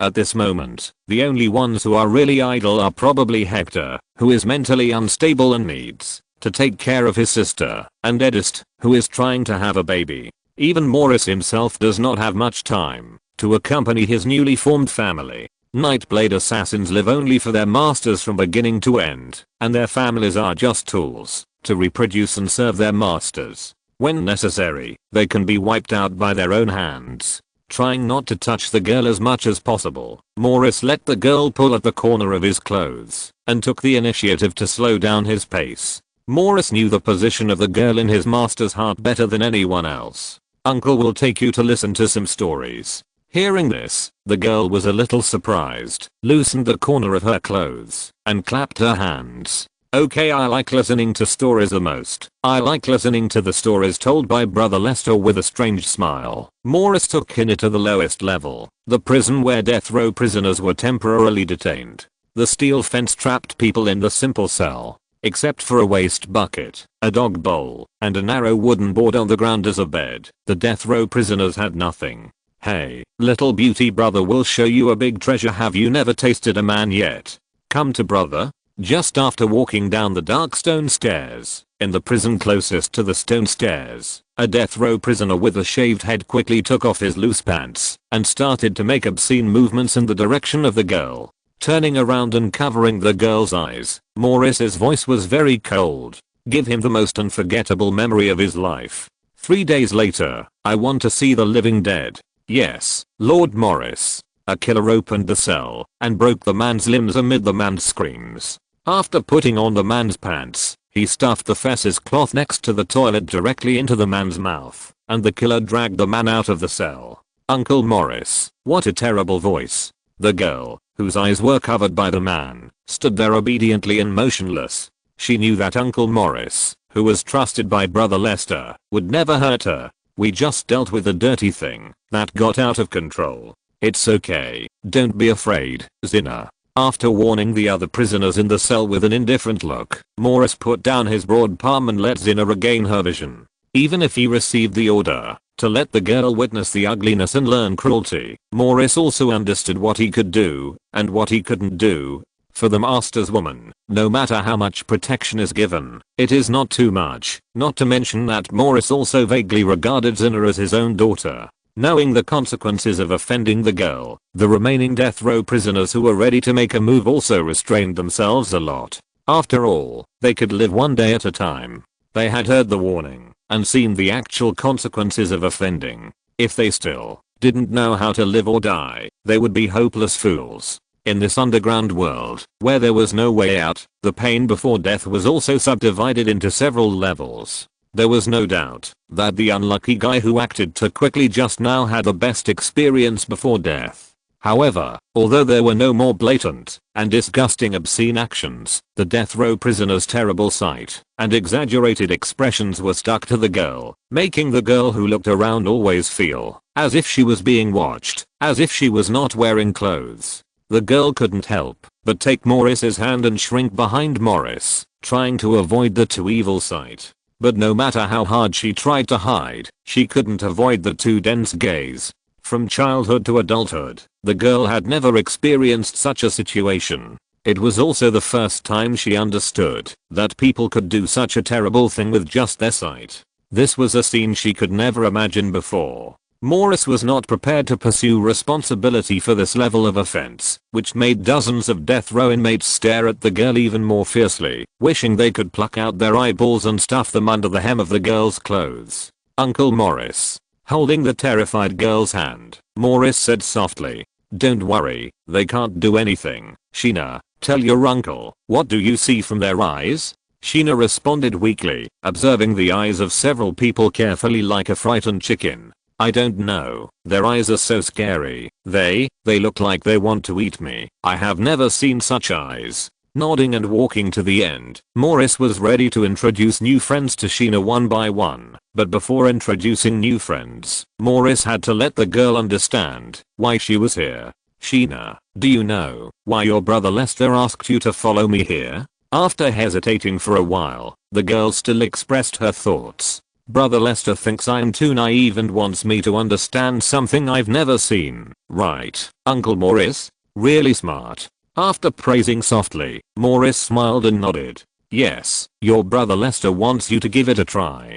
Can you save the people here in your own way? I will protect you and prevent you from any harm, and you have to try to save these corrupt souls in your own way. Do you understand?" She nodded. Hearing that she would be protected by Morris throughout the whole process, Zinna's nervous heart relaxed a little. "Understood, Uncle Morris. I will try to save them. Come, Uncle will introduce you to the first outstanding scum." Taking the girl to the last cell, Morris pointed to the man who was squirming on the ground and raised his head to look at the bottom of the girl's long skirt and spoke in a calm tone. "Ted Araxi is now 33 years old. He passed the review 3 years ago and successfully joined the Emerald Territory. Later, because he didn't want to work hard, he colluded with overseas human trafficking organizations and abducted 3 women from the Emerald Territory, one of whom was 8 years old, and the other 2 were sisters, all 13 years old. The 3 were reported missing. 2 years ago, when he committed the crime for the second time, he was discovered by the patrolling Black Iron Guards and was hunted down. In order to escape and create chaos, he killed an old man with a dagger along the way and held a little girl hostage. In the end, he was knocked down by the Shadow Crossbow Guards, but the girl was killed because she was not successfully rescued. He was sentenced to death by the Inquisition. Because his crime was too serious, he was transferred to the underground prison, waiting for the Nightblade Killer to deal with him carefully. All this time, because other people's evil deeds were much more serious than his, no one dealt with him, but let him live until now. Sheena, you can ask him what happened to the 3 women he abducted. Thanks to the editor, this book is recommended in Popular Products / Today's Trend Vein today. I really look forward to how many collections it will increase our carrot. Also, everyone, my fellow book friends, if you haven't subscribed to C205, please subscribe and save a children's subscription. If I shut myself in a dark room and you all don't subscribe, how can I dare to take risks in the future?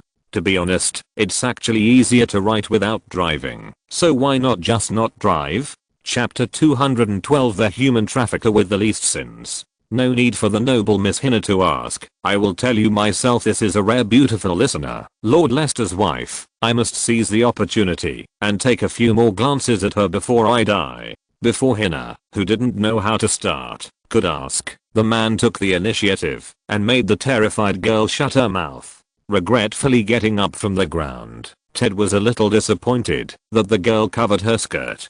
It was impossible to see anything in the safety pants, and it was even harder to see if she covered it. The damn load is still as tight as ever. Where should I start? Let's talk about the youngest cargo first. The 8-year-old girl is called Stacy. She is cute and has only one father. Her mother died in the war. The reason why I targeted her is because her father often goes out to work and the little girl is alone at home.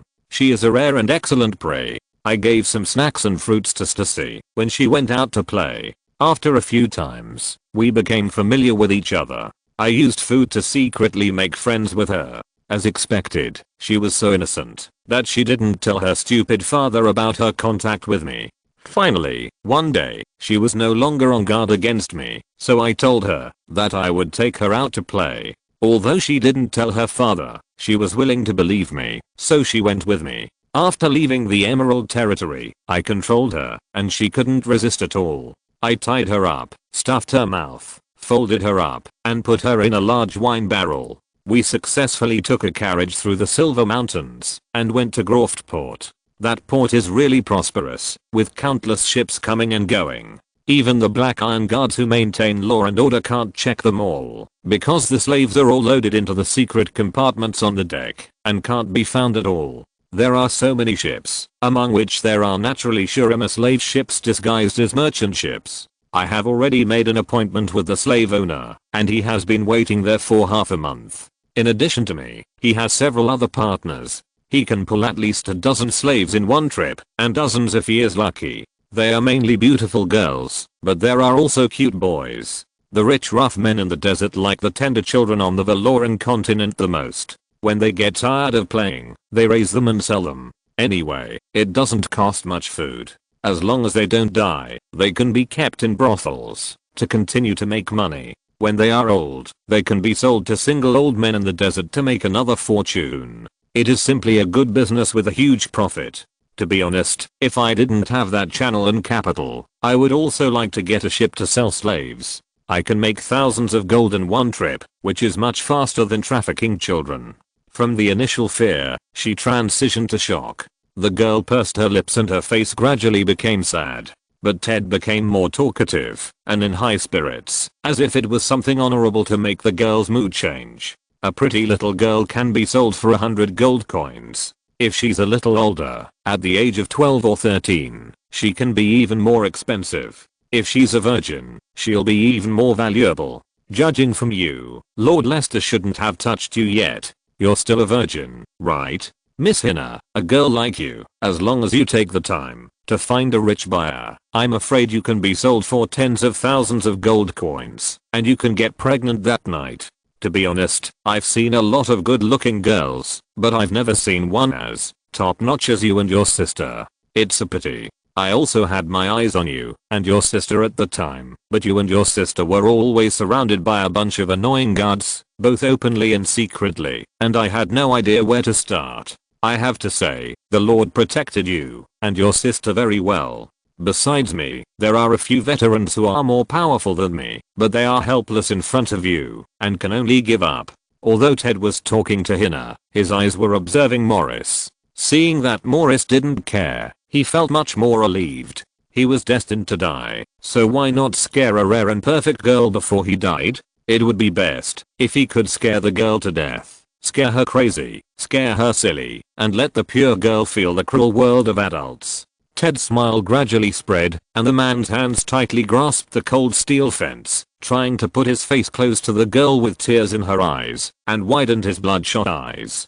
Just like that, I sold Stacy for 150 gold coins. A full 150 gold coins. After hesitating for a while, I gave up the opportunity to violate Stacy, because her virginity was worth 50 gold coins. While the slave ship was not leaving yet and I still had time, I tricked the two sisters I had been observing for a long time out in the name of treating them to a meal, put them in sacks, and shipped them out of the Emerald Territory as crops, and successfully avoided the inspection.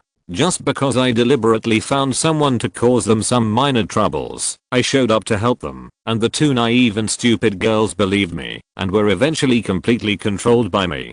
From the first sight of them, and the first words they said, I knew that I didn't need to spend too much effort to deal with those two idiots. In fact, it only took me half a month to completely gain their trust, and I also had a substantial relationship with the older girl. She was also proud of her younger sister, saying that she would marry me when she grew up and not let the younger sister who liked me take me away.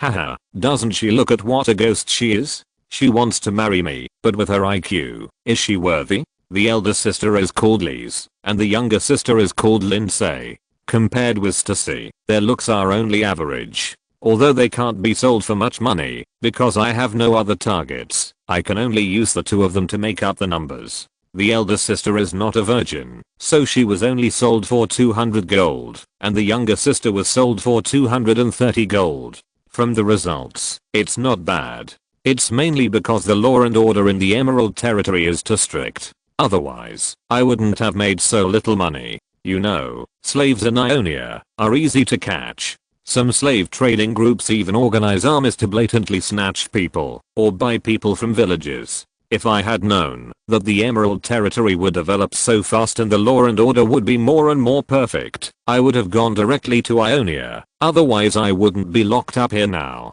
Wiping the corners of her eyes, Cinna lowered her head without the usual liveliness, and her tone was low. They trust you so much, don't you feel any guilt at all? Huh?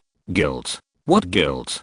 Ted was a little confused, then widened his eyes with a look of disbelief. No, what you said is true. They were willing to be deceived. Why should I feel guilty? They believed a clumsy liar like me. It only shows that they are not qualified to survive in this world. I just helped them find the final ending that belongs to fools. Why should I feel guilty? Am I stupid? I got money, and they paid the price for their stupidity, and learned a lesson. Isn't this the best of both worlds?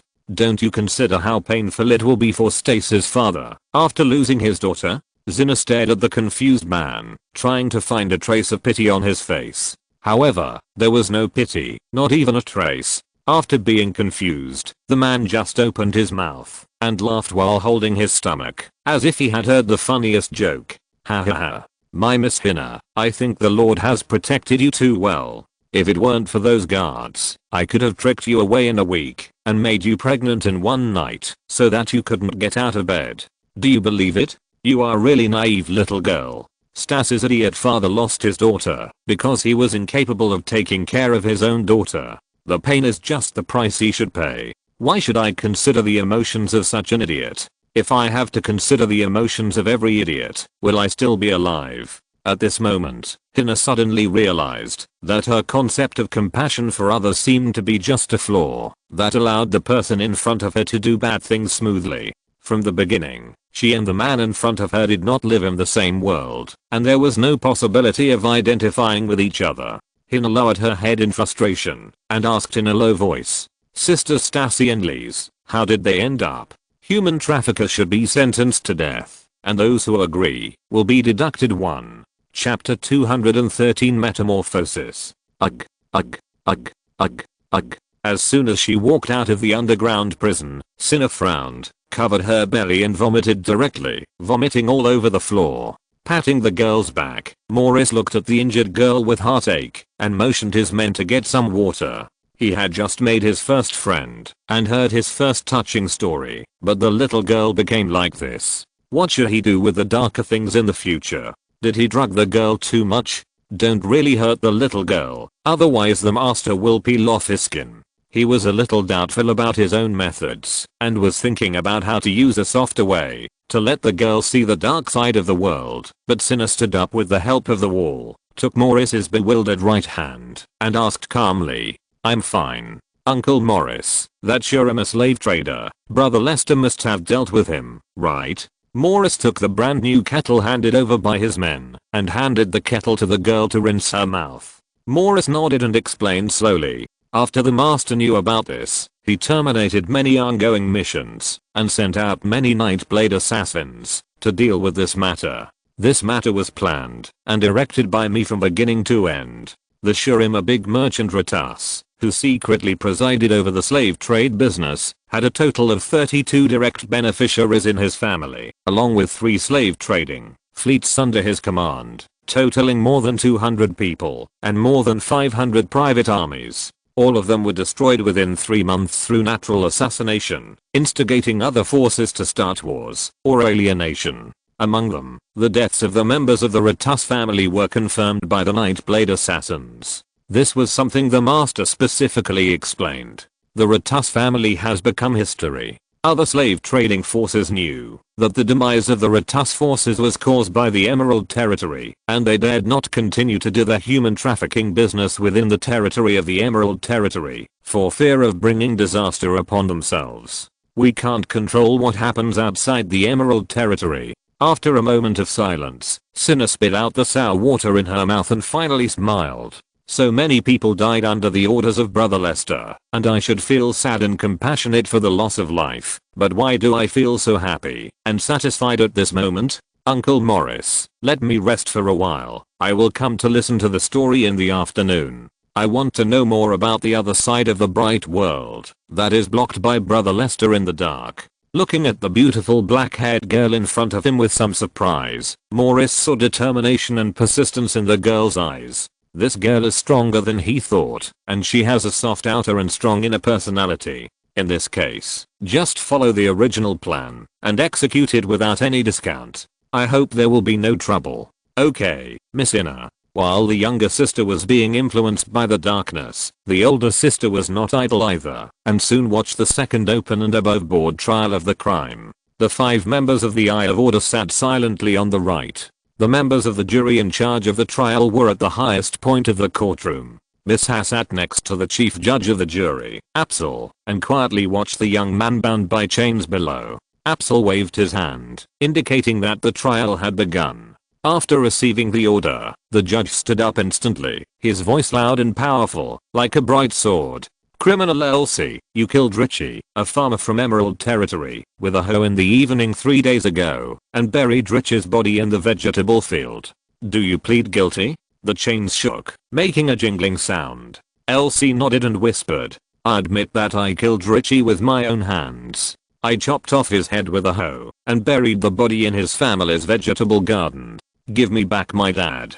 Give me back my dad. Leo.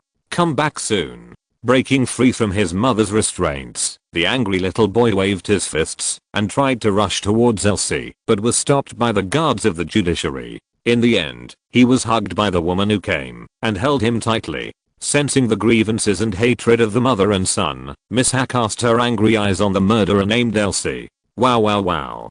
Don't cry. Don't cry. Woo woo woo. The bearded man looked at the little boy's hateful eyes, as if he saw his past self. There is no doubt that he has become the perpetrator at this moment, causing a wife to lose her husband, a son to lose his father, and his daughter will also lose himself. Thinking of this, even if Elsie had already accepted her fate, she couldn't help but feel a little sad.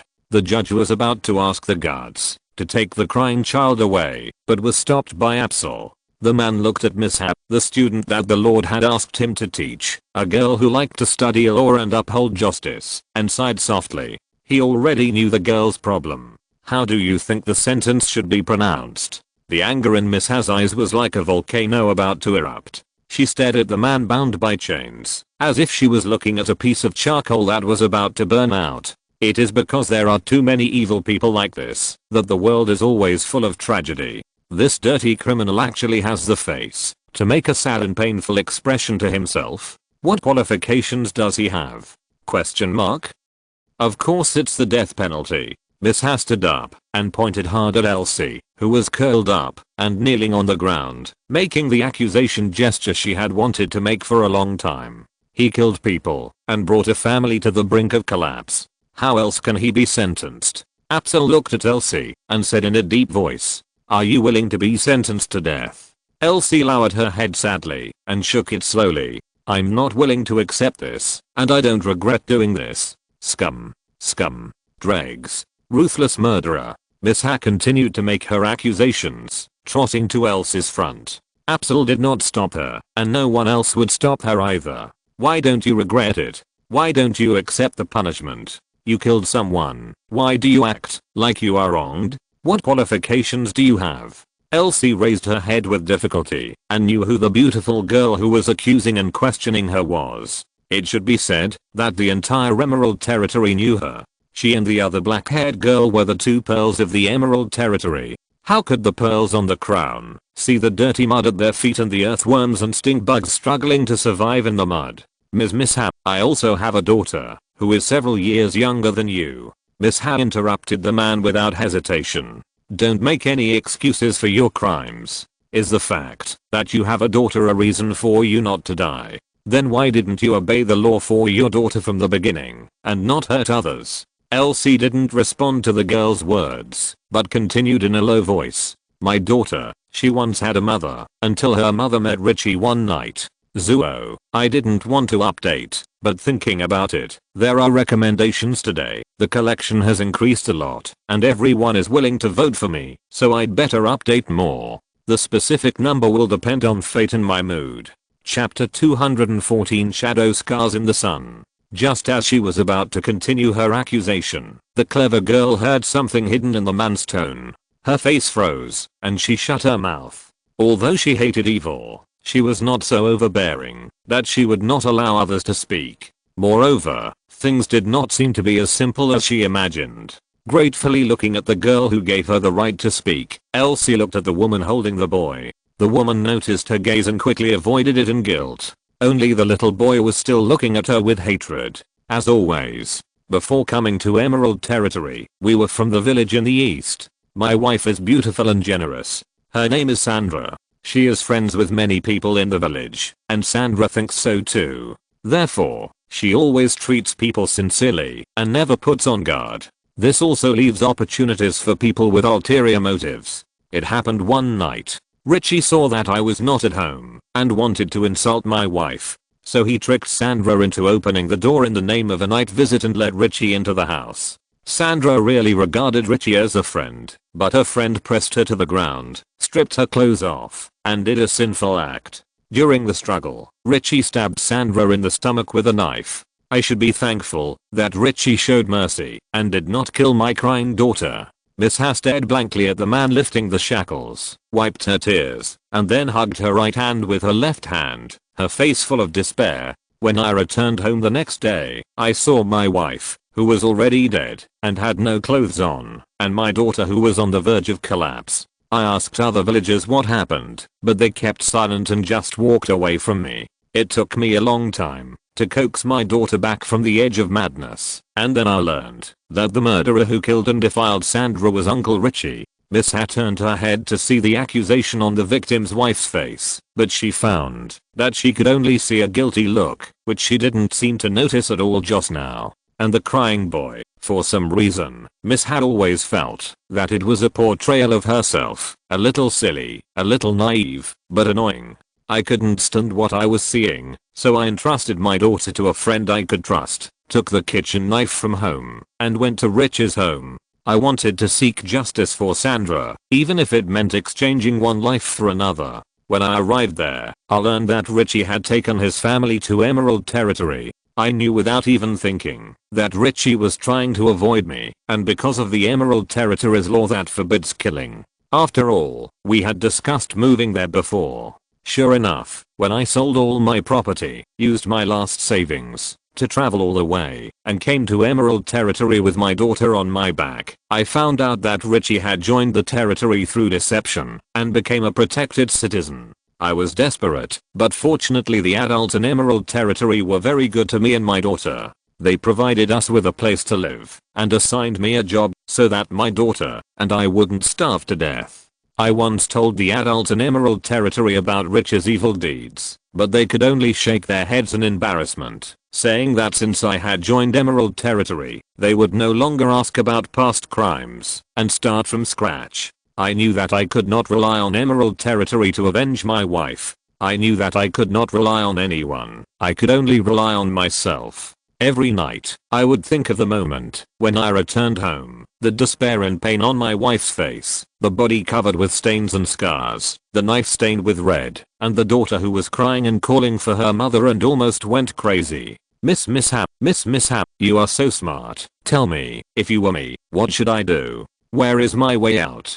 Stared at by Elsa's desperate eyes, as if being hit by an invisible and terrible beast, Miss Ha couldn't help but take a step back, her mind blank.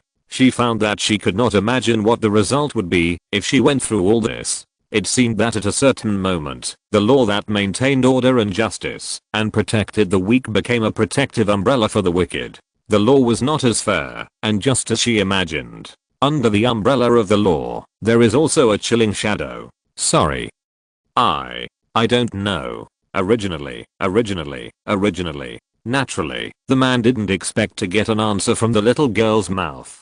He began to sob, the iron chain rustled, and tears flowed down in strings. Miss Ha couldn't describe how sad this emotion was. She only knew that she had to listen. Originally, with a new life, I was ready to let go of the hatred of the past and forget the evil deeds that Richie did to Sandra. Just like you said, I lost a wife, but I still have a daughter who needs to be raised. If I die, she will lose her father, and no one will raise her. I was ready to let it go. 3 days ago in the evening, Richie was drunk and found me working alone in the fields. He looked at me with a smug look on his face. After that, Miss Ha's words were intermittent due to excessive grief. She had forgotten what else he said. She just found that a series of pictures appeared in front of her eyes. A drunkard found a simple man who was working in the fields. The man didn't expect that he just went to the commercial street to earn more money, to buy some delicious cakes for his daughter, but he met the murderer of his wife in the evening. The drunk patted the trembling man's shoulder with a smug look on his face. He first showed off that he had found a better job and treatment, and then talked about how wonderful the man's wife was, and described what happened on that unforgettable night. The drunkard also said that his smartest move was to come to the Emerald Territory in time, otherwise the man would not let go of this hatred, based on his impulse, and both sides would suffer in the end. The drunkard even proposed that the man's daughter marry his son, so that the two families could become relatives, forget the unpleasant things that happened in the past, and start a new life. Why could he be so nonchalant, tear open the scars on someone else's heart with a nonchalant look, and still want to reconcile with a nonchalant look? The string of reason completely broke, and night fell. The man stopped trembling, turned his back to the starry sky, and hatred filled his eyes. The tool that nurtured life in his hand turned into a killing tool. The man raised the hoe in his hand and swung it fiercely at the drunkard, doing what he had longed to do for countless days and nights. He used a rough and blunt hoe to chop off the enemy's head. Every time he swung the hoe, he could hear his wife's gentle laughter. When the man regained his sanity in the rage, he realized what a heinous crime he had committed. In the Emerald Territory, unless the Lord stepped in, there was no other outcome for the murderer except death. Sitting paralyzed in the field, the man thought about many things, and finally buried the body in the soil, buying himself a day. The desperate man entrusted his daughter to a family that he didn't know well, but had a good relationship with. The man came to the Emerald Territory patrol alone, reported himself, put on handcuffs, and waited for trial and death. When he came to his senses, Miss Ha found that tears had blocked her sight and turned her into a living blind man. Zuo, I was looking at the monthly votes and accidentally sent out the modified chapter. How can I withdraw the deletion? This chapter should be counted as tomorrow's. It's over. Barbecue, the manuscript is finished. Chapter 215. The sunset is not as gentle as you. Before Miss Ha wiped away her tears, she received a signal from Apsa, and the judge's cold voice sounded again. Elsie, sentenced to death for murdering the subject Richie.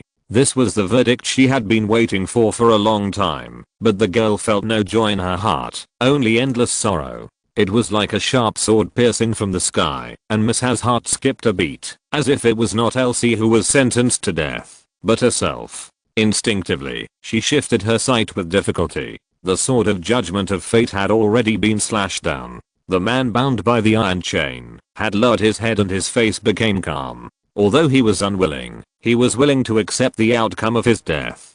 He never had any extra choices. No one would give him a break in any road. He could only go further and further on the dead end without any choice, until he reached the cliff, opened his arms, and embraced the abyss. Turning her stiff head, the girl looked at the victim on the other side. The boy who was about to get his revenge was full of satisfaction. His expression was twisted and terrible, and he wished that the murderer of his father would die now. He could not listen to any reason from beginning to end, even if his father was the key to this tragedy. All he could see was the fact that the man kneeling on the ground killed his father. Although the woman on the other side felt a little guilty, the girl could see that at this moment, the woman was very satisfied with the result of the man being sentenced to death. The so-called guilt was just an instinctive disguise to win the sympathy of everyone. When the verdict was issued, she would instantly forget the guilt, and her heart would only be filled with the joy of punishing the enemy.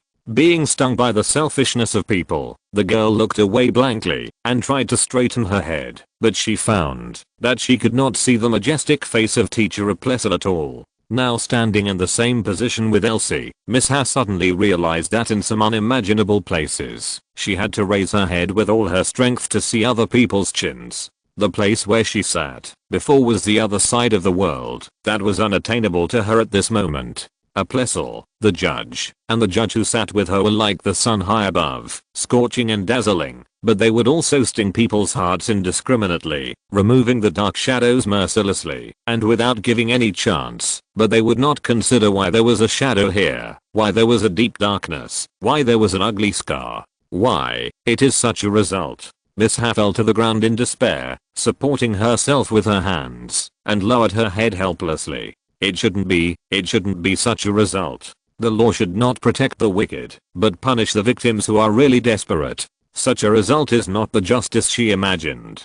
Thank you Miss Ha for listening to my last complaint. You don't have to feel sad for me. I'm already very satisfied to have come this far. Even if I go to another world, I will have the face to meet Sandra and tell her that her husband did not let her down. If there is another life, I will definitely protect her and prevent her from any harm. Elsie's relieved voice was more like a long nail, which was hit by a giant hammer that was read as justice and written as dogma, and pierced the heart of the blonde girl again. The man who just wanted to live peacefully with his family struggled all the way, but in the end he only got such a result. Looking at the indifferent presiding Judge Apsel, and glancing at the judge and judges who looked calm and solemn, Miss Ha opened her mouth, but could not make any sound.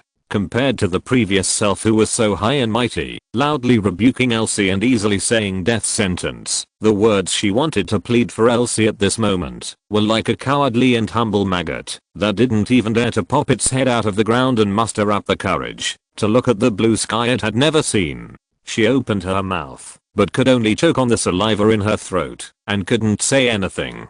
She was not as strong as she thought. No, shouldn't. After spitting out 3 words with difficulty, the blonde girl noticed 2 hateful gazes. She didn't even need to turn her head to know that the owners of the 2 gazes were grateful to her a few minutes ago. The girl understood instantly that they were just afraid of her status, afraid that her will would affect the verdict, and afraid that she would let their enemy live, so they changed their attitude towards her and silently accused her with hateful lies. The gratitude before was not because she stood on the side of justice, but because she stood on their side, blind, ignorant, and overwhelmed by anger. The girl looked at everything in front of her blankly, lowered her head again, and savored the loneliness and frustration she had never experienced before. It turned out that the people she wanted to uphold justice for were just 2 fools who didn't care about reason and justice, and could only see the side that was beneficial to them. How many people like this are there?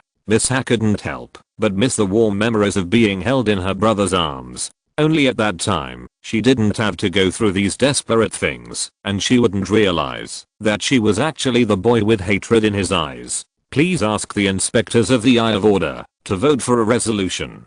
Time will not be prohibited by the girl's complicated mood. The judge looked at the 5 silent listeners sitting on the right. The 5 people had already exchanged glances. In order to avoid collusion, the inspectors of the Eye of Order did not allow any form of private communication in the courtroom. The man who bowed his head and waited for death, the mother and son who were happy to have completed their revenge, the distraught blonde girl, the solemn and ruthless judge. Everyone was waiting for the 5 people on the right to make a decision. As long as 3 people raised their hands, Elsie's death sentence would be a foregone conclusion. However, 1 second, 2 seconds, 3 seconds, 10 seconds passed, 30 seconds passed, and the voting time was over, but no one of the inspectors of the Eye of Order raised their hands. The victim's mother and son went from joy and complacency to confusion and panic, and then to incredible despair. In just 30 seconds, they went from great ups and downs.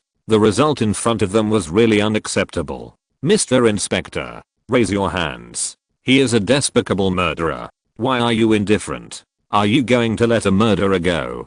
0 votes in favor. The death penalty result is rejected. Mr. Judge, I request to change the trial result. The judge looked at Apsel with a serious face. I agree. Why? Why are you so ruthless? Woo woo woo. You are all bad people. Apsel stroked his beard and looked at the blonde girl with a smile on his face. The result of this education seemed to be much better than expected. The judge once again made a majestic voice. I declare, Elsie, that killing the subject Richie is a just revenge. I sentence you not guilty and release you immediately. Rich's wife and son began to make a fuss and were quickly controlled by the guards. The judge looked at the inspectors of the Eye of Order. Please ask the inspectors of the Eye of Order to vote. Agree. Agree. Agree.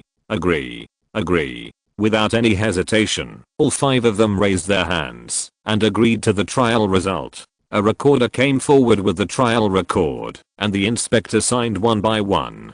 After the process, the judge said solemnly, I declare that Elsie is not guilty. Execute immediately. Elsie raised her head in disbelief, looking at the handcuffs and leg shackles that were unlocked by the guards, and tears welled up in her eyes again. It seemed that he didn't have to die, and his daughter didn't have to be raised by others. Miss Ha's heart was pounding, and she felt an indescribable joy from the bottom of her heart. Although she had defeated a murderer's not guilty verdict, the girl felt warm and satisfied. This is not fair. All 5 of you have been in collusion. What kind of Eye of Order?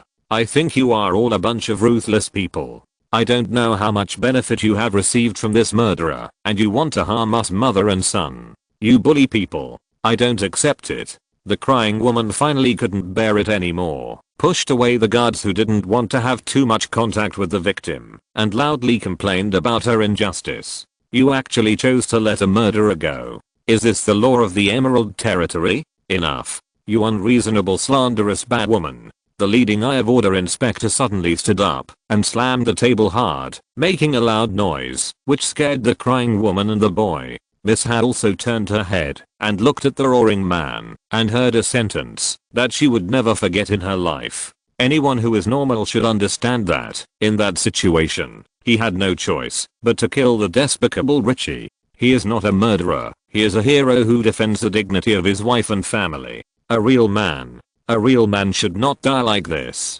The law was never created to kill heroes. This is an impeccable act of revenge, and no one will object to it. If the law violates the common sense and concepts that everyone agrees on, then it is not in line with the facts and is unreasonable.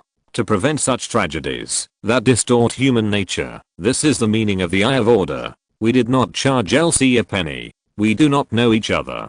The reason we made such a decision is because we are flesh and blood people. We are not dogs and beasts who defile and kill women and then want to insult their husbands and live in the world. Miss Ha didn't know when she walked out of the courtroom. Uncle Apsel, who had always been with her, had already left. The girl wandered alone on the solemn white corridor, letting the warm afterglow of the setting sun shine on her body. For the first time, Miss Ha felt that the midday sun seemed too dazzling and was not as gentle as the afterglow of the setting sun. Lester, why did you establish the Eye of Order? The girl vaguely remembered that after she asked the question, the man's smile was like the gentle sunset in front of her, neither cold nor hot, but just reassuring. Because I don't want the solemn order to become the tragic tears of heroes. The time setting for automatic upload was wrong. Oh my god, a cute and silly author accidentally posted an extra chapter again, which greatly reduced his few small coffers, and his hair fell off, and he embarked on the road of becoming stronger suddenly.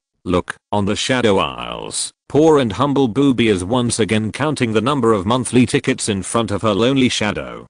Who can lend a friendly hand to help her? If you think this book is good, please give more encouragement, big guys. Maybe I will accidentally post it again if I get nervous. Chapter 216 Matters Before a Turn. Narkson Calendar, 12 AD. Black Rose Mage Academy, 5th Hall. As the last public class of Ancient Languages came to an end, Lester also successfully completed all the tasks as a lecturer. The original materials of Ancient Languages submitted will also be reviewed by the tutor group, and the man will obtain enough credits and merits to obtain the right to act freely. Even if the master behind the academy is his woman, Lester does not want to break the rules. The man's life creed is that, if he is able to complete it himself, it is better to finish the work by himself. What's more, Rose has been out for more than a year and has not returned. It is unknown whether LeBlanc has also left the Immortal Fortress. Lester left the fifth hall in the eyes of the mages with reverence and awe. As the founder of the Amplification Rune Array and the master of the ancient language system, and a person with ice magic talent, Lester has made most mages understand that it is not a good idea to provoke him. In addition, Helena took the initiative to restrain her followers from finding trouble with Lester. Except for being entangled by some female mages who admire or have a good impression from time to time, Lester's life in the Mage Academy is still very smooth. Back at the Mage Tower in Tarina, the man began to make the final preparations before leaving the academy. Seeing that the Angel Sisters were already 16 years old, he couldn't predict when his mother-in-law, the righteous Star Spirit Misura, would pack and mail the sword with the power of the Star Spirit from Mount Targon. In order to avoid the intercontinental ballistic missile from smashing the Emerald Territory to pieces, Lester decided to return to the Emerald Territory as soon as possible. Don't wait until the Dongfeng Express arrives and the sisters open a package each, and suddenly they dislike each other, and when they fight, they open the Emerald Territory, and by the way, they destroy their father for the sake of justice, and the father leaves the daughter with a smile. When the time comes, the holy angels return to heaven, and the fallen angels play with chains by themselves, then his efforts over the past 10 years will be in vain. Moreover, the whereabouts of the evil little wizard Vega have been completely mastered by Demaster. Lester is confident that he can recruit this evil and somewhat cute Yodel wizard in a special way. Lester has his own ideas about Yodel, who want to become an evil warlord like Mordekaiser. If he can really enhance his arcane ability by constantly casting spells, then Lester is willing to send a few sheep to the little wizard every day, so that the little wizard can use spells to penetrate the Earth's core one day, so that Emerald can get another trump card. In addition, there is Sako, who has magical talent, the newly built Arena, the unknown Yodel who appeared in the territory, several unknown magic equipment collected, and even the frail-jawed people who are ready to move in the north of the Urus Mountains, as well as the many obstacles encountered by the Naxos pioneering war group. Many things are piled up together, and even Margaret can't make a decision. If you want to ride Zaya to Ionia, to find a way to change your shape and live forever, you have to deal with a basket of troubles first. Who knowing that Darina was not in the Mage Tower, Evelyn came out of Lester's shadow directly, and in a twist, she transformed into the most graceful woman's form. The shadow person, who was much more delicate and solid than before, hugged the man from behind, stared at Lester with a pair of strange yellow eyes, and then rubbed his face, stretched out his long tongue, and licked the man a few times, making an intimate hooting sound. Although she has grown a lot compared to before, Evelyn still can't speak, nor can she transform the shadow form into the most beautiful material form. Touching Evelyn's head, and looking at the flaming eyes that narrowed like flames, Lester sighed. There is no doubt that this greedy demon is asking for sex with him again. If it weren't for Alina's help, I'm afraid I really can't afford to feed this demon that can never be fed. The next day, the demon will run out and squeeze and torture a dozen unlucky Bean Dregs men and wear a basket of hats for myself. In this case, a simple embrace of pain is better than an embrace of lust. At least going out to torture some unlucky and lustful bad guys is better than putting a hat on yourself. Not now, wait until tonight. Nodding, Evelyn kissed the man's cheek and disappeared again as a shadow. As expected of an assassin, you come and go without a trace. Shaking his head with a smile, Lester took out the crystal ball and began to contact Meredith. Lester, are you done with your work? Knowing that the female mage was busy with her own affairs recently and could not take care of her side, Lester could understand. After I'm done, I'll wait for about a week here. I can leave after the review is completed. How is your investigation going? The female mage in the crystal ball sighed, pinched her brows, and looked pessimistic. It's very troublesome. This time, the academy may have to send a law enforcement team to Demacia to search for Senior Helia. Did she really defect? It's hard to say, but judging from Senior Helia's style of doing things, the possibility of defection is very small. She must have encountered some trouble in Demacia. I heard from other mages that the Demacia's magic forbidden stone is still very powerful. It can indeed block the mage's ability to sense magic. Coupled with Demacia's serious attitude towards magic forbidden, the risk of mage's actions in Demacia is indeed very high. Naturally, knowing what the Demacia's magic forbidden stone is, Lester paused, staring at the female mage who was somewhat determined in her sorrow, and asked, "Have you decided?" "Well, Senior Helia has helped me a lot. She is my closest friend in the academy. I can't just sit back and watch her get into danger." Meredith smiled, looking relaxed. "I don't believe that Senior Helia really defected. I want to prove it myself. Find Senior Helia and bring her out." Lester looked at the determined Meredith deeply, then shifted his gaze and said calmly. He was not going to dissuade the female mage, as everyone had the right to make their own choice, but he was not going to do nothing either. The secret of Demacia's forbidden magic stone is the forbidden magic stone forest.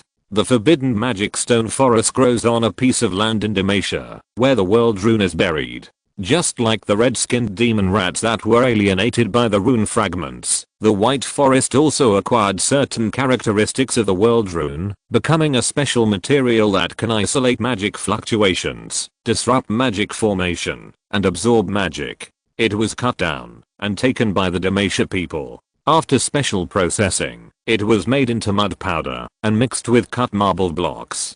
The forbidden magic stone bricks were used as basic building materials to build the city. This is the secret of Demacia's forbidden magic stone. The news that was regarded as top secret intelligence by the powerful Demacia was told to her by the man, as if nothing had happened. It was as simple and pleasant as saying how many bowls of rice he had eaten today. The female mage understood that the man must have paid a great price to collect such confidential and important information. Speaking out at this moment only made her more prepared. The care and love in it could not be explained in a few words. Although she had never done intimate behavior with a man beyond holding hands, the female mage felt that her heart seemed to be very close to the man. "You almost squeezed the lovely author dry, are you devils?" Thank you for the 3500 points reward from ZUONU, the 2000 points reward from Gautalu, the 1500 points reward from Asuka YKLUO, and LLM Jianku, the 500 points reward from Fan, and the rewards and support from Adak, Marshang Baydeo, Shuyu 2017100103102567 right square bracket, million gods. And Beiyi Ruzu. Congratulations on the collection of this book exceeding 10,000, the first order exceeding 1,000, and the average order exceeding 300. With everyone's careful care and cultivation of the author is not discouraged, and the pigeons are running with broken wings. If you have the ability and really like this work, please subscribe to support it. Jumping orders is too hurtful to me and seriously hits my enthusiasm for creation.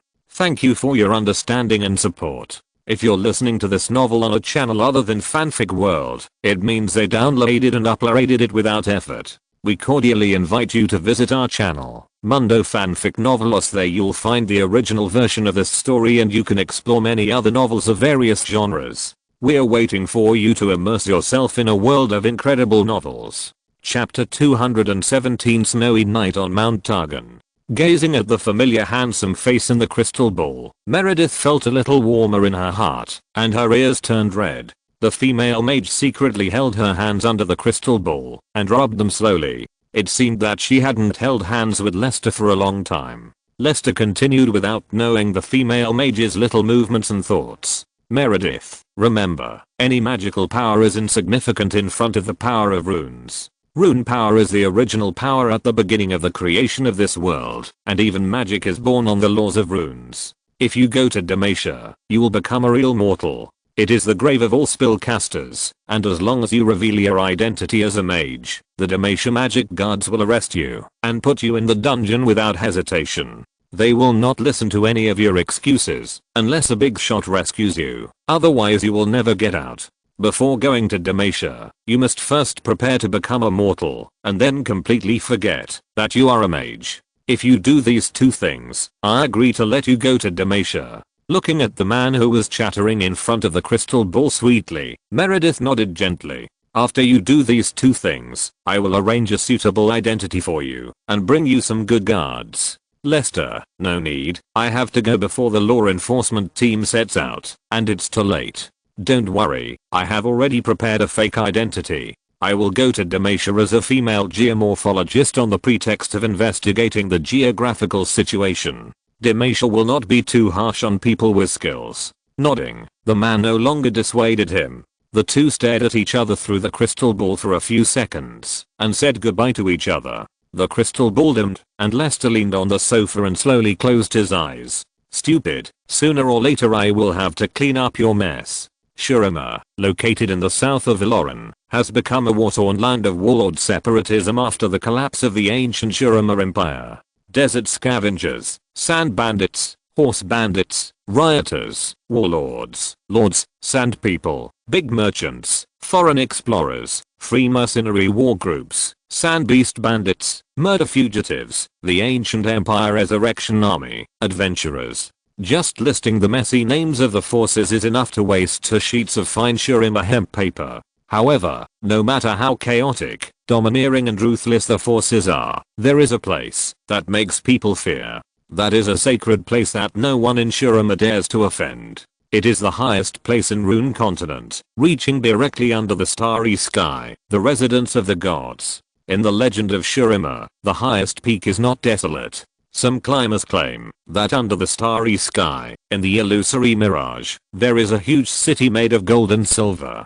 There is a beautiful heaven, where countless powerful heavenly mages and god warriors live, mastering the power that mortals cannot imagine. Every 100 years, a chosen person will climb to the top and receive the blessing of the god's power. There are countless Raka pilgrims, or travelers who want to obtain divine revelation and divine power, who will end their lives on the rocky giant peak. The middle section of the giant peak is not like ordinary mountains. Perhaps the giant god peak was created by the gods from the beginning. The mountain body of the giant god peak has never stopped changing.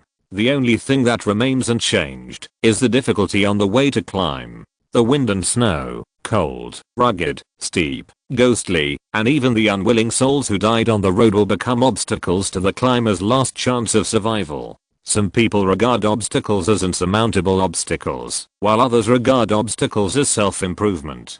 For the Raka people who voluntarily serve the gods on the top of the mountain, the bravest and the weakest need to let themselves embark on a road of no return with a life-threatening death. The warrior will return with glory, and the best ending for the coward is to die on the road to becoming a warrior, because neither the moon cult nor the sun cult likes a useless person who has nothing to lose. On the hillside of Mount Targon, a staggering figure was slowly moving forward. Whenever she recalled her mother's disappointed look, the girl in her fur coat and holding a wooden spear would have more strength to move forward, even though she had only walked less than a kilometer on this endless climb.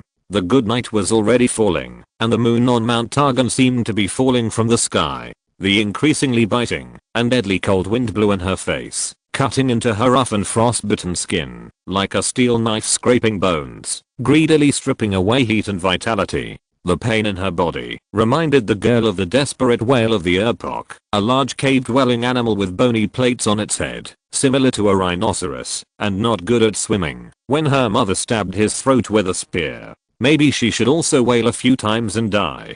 Her hands and feet had turned purple and blue, her body temperature dropped rapidly, the snowflakes in the sky were getting bigger and bigger, the steep mountain road began to narrow, and on the snow cliffs on both sides stood several cold and hard protrusions. The girl knew that these were the predecessors who died on the road to climb, and she might become the next watcher standing on the mountain peak, quietly waiting for the next person to die in the trial. Awu, the girl was stunned. There was a terrible thing howling before her, just in front of her. holding the wooden spear tightly in her hand. The girl didn't know whether she would die in the cold or in the sharp teeth of the wolves. Perhaps there was a terrible ghost waiting for her in the dark. She only knew that she had to keep going on this cliff with no way back. After walking through the most dangerous section of the narrow cliff covered with snow with difficulty, the girl began to sigh that she was so lucky that she didn't step on empty air. But before she could breathe a sigh of relief, a new trial road appeared in front of her. The terrain became open. Although the sky was strangely no longer filled with snow, the girl knew that the wolves were in front of her. Abu woo, the short and sharp sound came again from the corner of the mountain road. The girl cautiously raised the wooden spear used as a hiking stick in front of her and slowed down her pace. The appearance of something that could make the wild wolves of the Holy Peak afraid was not a good thing for her. Hey, 5 embarrassed green-eyed grey wolves rushed over from the mountain road in a panic. The girl was thinking about whether she could kill one with the wooden spear before she died, but she found that the grey wolves passed by her without looking back and did not take her seriously at all. There is no doubt that these grey wolves are hungry. What kind of terrible and deadly thing is waiting for her in front of her that can make the hungry grey wolves forget about the piece of fat meat in their mouths? Gritting her teeth, the girl took a stiff step, supported her body with a wooden spear, and continued to move forward. Just after walking a few dozen meters, she was about to reach the corner of the mountain road, and there was another miserable wolf howl in front of her, blocked by the tall mountain that seemed to have no end. The girl finally frowned. What on earth is that? Guess who is in front of the mountain? If you guess correctly, you can get the title of Male Feathered Man exclusively named by Hangai. Chapter 218 Unicorn Spirit. The cold wolf fangs bit the arm tightly, piercing the skin. The wolf head instinctively rotated its head, trying to make the wolf fangs tear bigger scars. After the hind legs were completely broken, fear, pain, and hatred had filled the beast's heart. Killing the enemy in front of it was the beast's last wish before death. Let the cold wolf fangs bite several teeth marks on her delicate violet skin. The strange woman with a horn pressed her hand on the broken hind legs of the wild wolf and used magic to heal the wounds of the little life in pain. Even though she had come down from the Star Realm and built a physical body for decades, the horned woman still could not fully adapt to the various pains and tortures brought by the fragile mortal body. Unlike other star spirits who chose the right power carrier and came down in the form of possession, she was unwilling to let her star god power annihilate the will of any mortal, so she was willing to turn into a physical body with the body of a star spirit, allowing the fragile magic of the mortal world to corrode her body endlessly and experience the pain and sorrow of mortals. Compared to the endless wars in the astral world, she wanted to focus on this foggy land full of sadness and tyranny, to comfort and correct all the mistakes with her own hands, and to guide mankind out of pain. In her opinion, compared with the pain of mortals, the pain on her body was nothing. Even if this little life in front of her never stopped hurting her, she was unwilling to let go. The wolf's fangs were still trying to tear the skin, but the woman's celestial magic had healed the wolf's broken hind legs. The blood stopped completely, and the bones healed instantly. The wolf, who had gained mobility, was not grateful, but used the healed hind legs to push the ground and pull the woman, trying to tear off a piece of her flesh. Stop.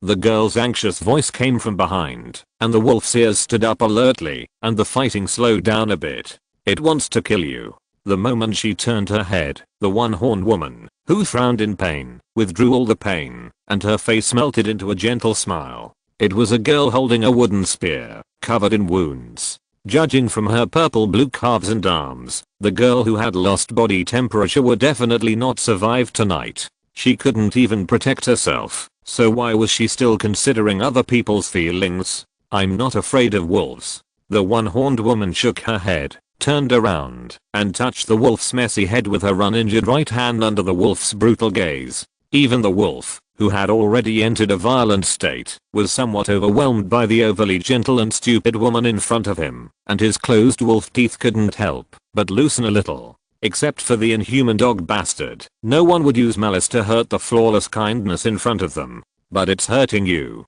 The wooden spear supported the girl to continue moving forward. Although she didn't know why the strange woman who looked harmless in front of her made the wolf so scared, she could see that the woman was not a bad person.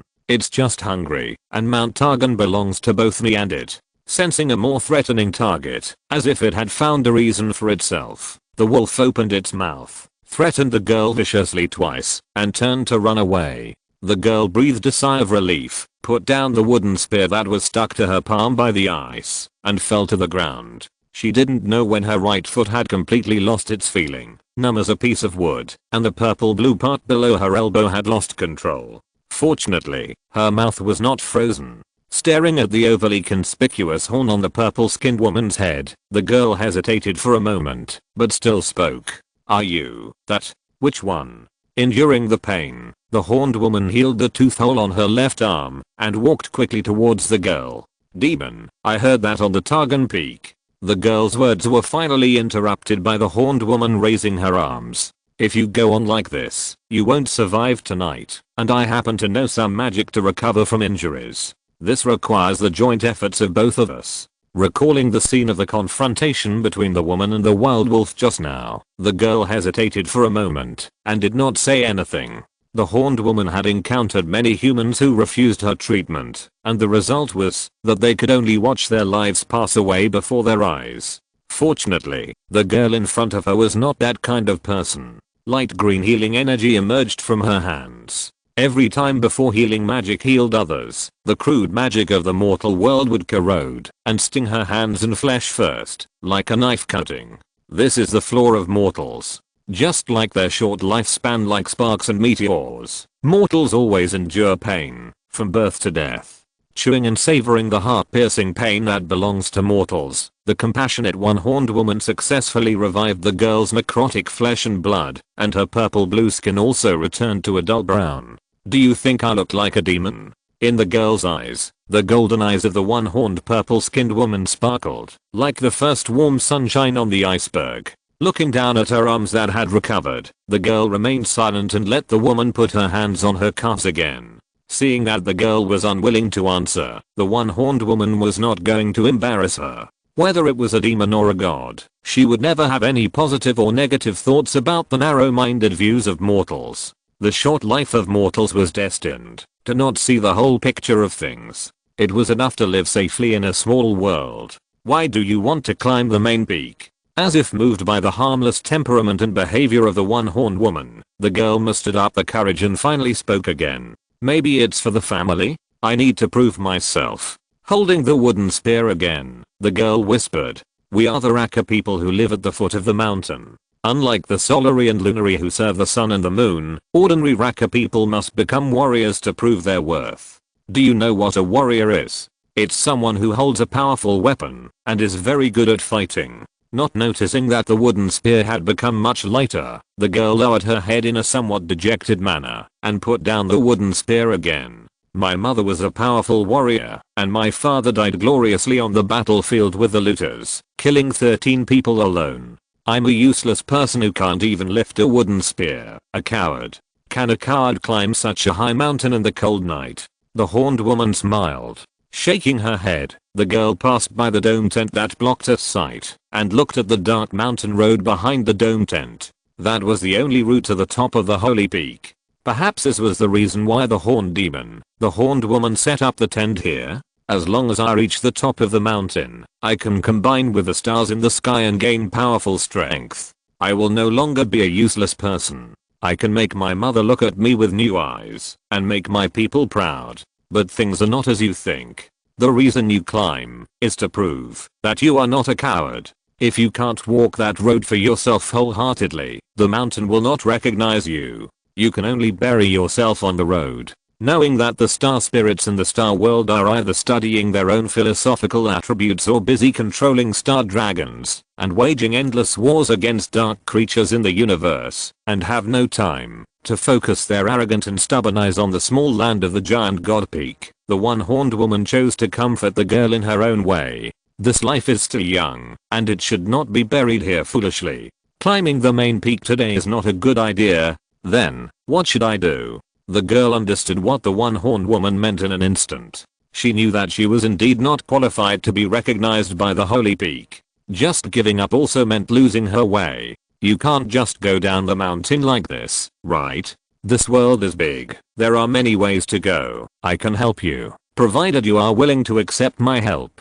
Pulling up the girl, the one-horned woman smiled and walked towards a yellow dome tent with a bonfire. The night is still long, and it's cold outside. I just boiled some water. This is the best night to sip tea in the tent. By the way, what's your name? Matilda. What about you, big sister? Soraka. As you can see, a big demon, I hereby declare that Soraka is mine, and no one can snatch her from me. Zhensheng. Thank you book friends for your monthly ticket support. Thank you, book friend 201903272045570044 for the 1500 points reward. Thank you, you, or, select a city to end old with one person Whitehead, for the 500 points reward. Thank you, book friend.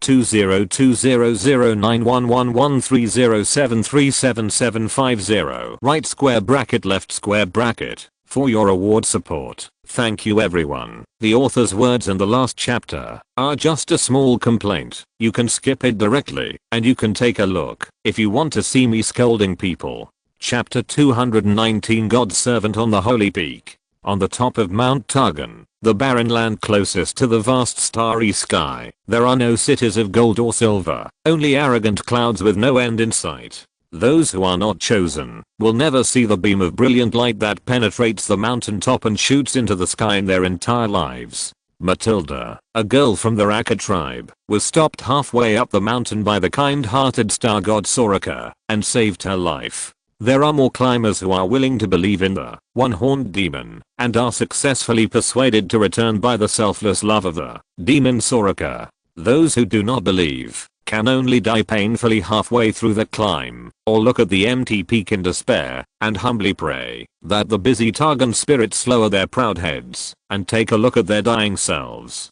Even the titans who were madly worshipped by the Raka people did not know that the great faith they followed all their lives would often be overwhelmed by invaders from the rifts of other worlds or the evil thoughts of world destruction from the universe. With heavy casualties, the titans had to use despicable means to enslave a being far superior to themselves. Even though the sun disk of the ancient Shurima Empire had been destroyed, the titans still found ways to grasp the miraculous power that did not belong to them and continued to anger the great being that had been operating since the beginning of creation. In the eyes of the star gods, every miracle person chosen by the star spirits is nothing more than cannon fodder and utensils that can be discarded at will in the war of gods.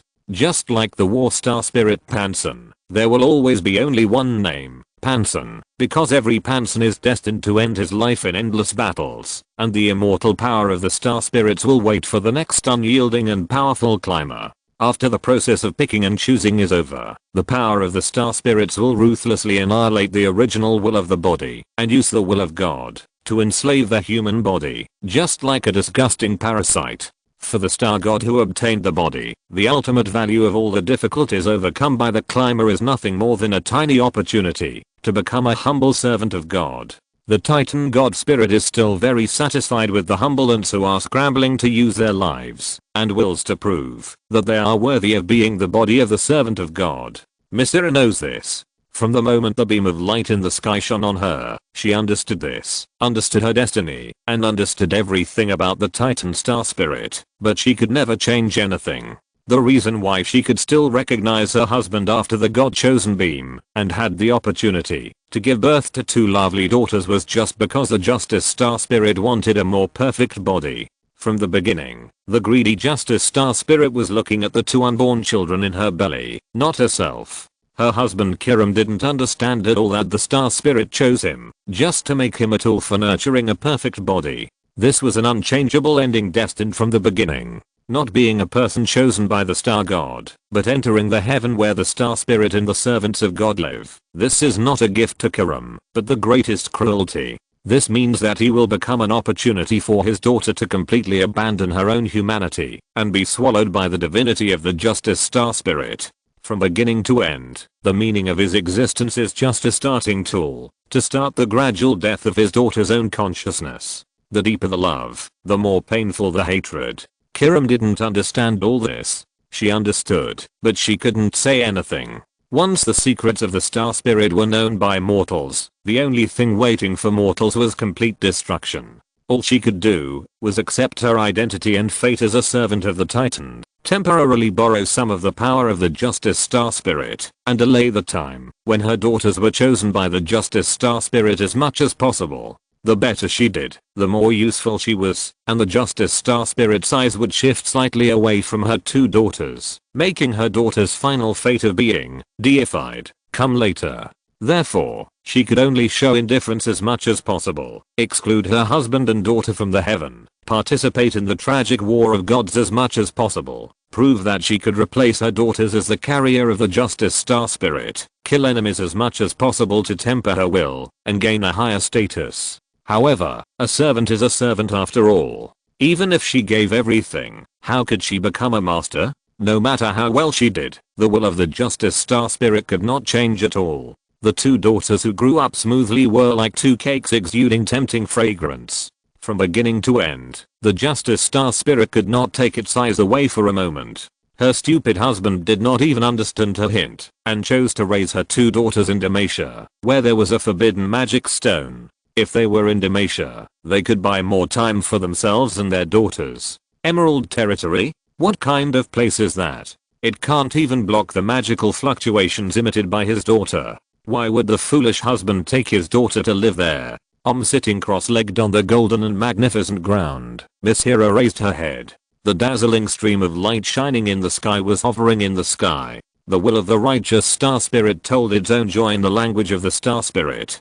Holding the flaming rune sword Starfire rune blade in her hand, Miss Hera's eyes gradually became empty. The sun was shining. The woman's white and broad wings spread out behind her. The flaming sword stood in front of her. She knelt on one knee and listened to the gospel and the latest orders of the Star Spirit. After a moment, the dazzling stream of light left, and the beautiful woman's eyes regained their previous spirit, but in the end they were mostly powerless and lost. In the past 10 years, she has won so many times on the battlefield, but only once she lost so thoroughly. Miss and Hina are already 16 years old, and he is completely impatient. The order given by the Star Spirit of Justice is to go to another planet swallowed by darkness to deal with the void cracks. For an ordinary servant of God, what this means is self-evident. This should be the work of the god of war Pantheon and the dragon of creation. The corners of the woman's mouth have a few more bitter smiles. This pilgrimage, the tribe was not saved, the husband was not saved, the daughter was not saved, and she herself did not survive. It was simply, nothing was gained, and everything was lost. Really, it's a failure. Lord Misura, what is the latest order? Dozens of mages loyal to the heaven approached the woman, and knelt on one knee respectfully. These are the descendants of mortals living in the god realm. Even the most powerless talents can become noble mages that mortals can never match in their lifetime under the reshaping of the power of the star god. But, no matter how honorable they are, without freedom, they serve the Star Spirit giant god for life. These people are just a group of the most humble slaves. The will of the Star Spirit will not even look at them. If they are the servants and abandoned children of the star god, then these celestial mages are the abandoned pendants. Miss Hera looked at these pendants who were not as good as herself and smiled sarcastically. During this period, no one dared to look up, so she was a little presumptuous. The goal is in the sky. The rune sword pointed to the sky, where there was a teleportation stargate, which was the death gate left by the righteous Star Spirit for herself. Damn bastard, you will kill me after you use it, you are so cruel. The woman secretly took revenge on the high and mighty gods in her own way. Unfortunately, no matter how much she scolded, she could not control her body. The right to use it belonged to the Star Spirit. This was the price of using the power of the star god. Follow me to fight. Eradicate the darkness. The wings spread out, and the divine shield spread out. The other mages also cast spells, and walked into the shield with the wings spread out, providing the shield with pure magic energy, and the shield became thicker and thicker. Until a certain moment, the magic power reached the critical point, and everyone rose from the ground, turned into a rainbow light and shot into the dark vortex-shaped stargate, and the stargate disappeared instantly. In the empty place, only the ethereal voice gradually dissipated. Kill him. I'm sorry. At the same time, in the Emerald Territory, Cullum suddenly got up from the bed, holding his chest and gasping for breath with palpitations. Kisserly pulled up the quilt to cover her chest and supported the frightened man. "What's wrong?" Touching the corners of his wet eyes, facing the woman who cared about him, the man gradually calmed down, and it was difficult to explain that he dreamed of his ex-wife. "It's nothing. I just dreamed about some sad memories of the past.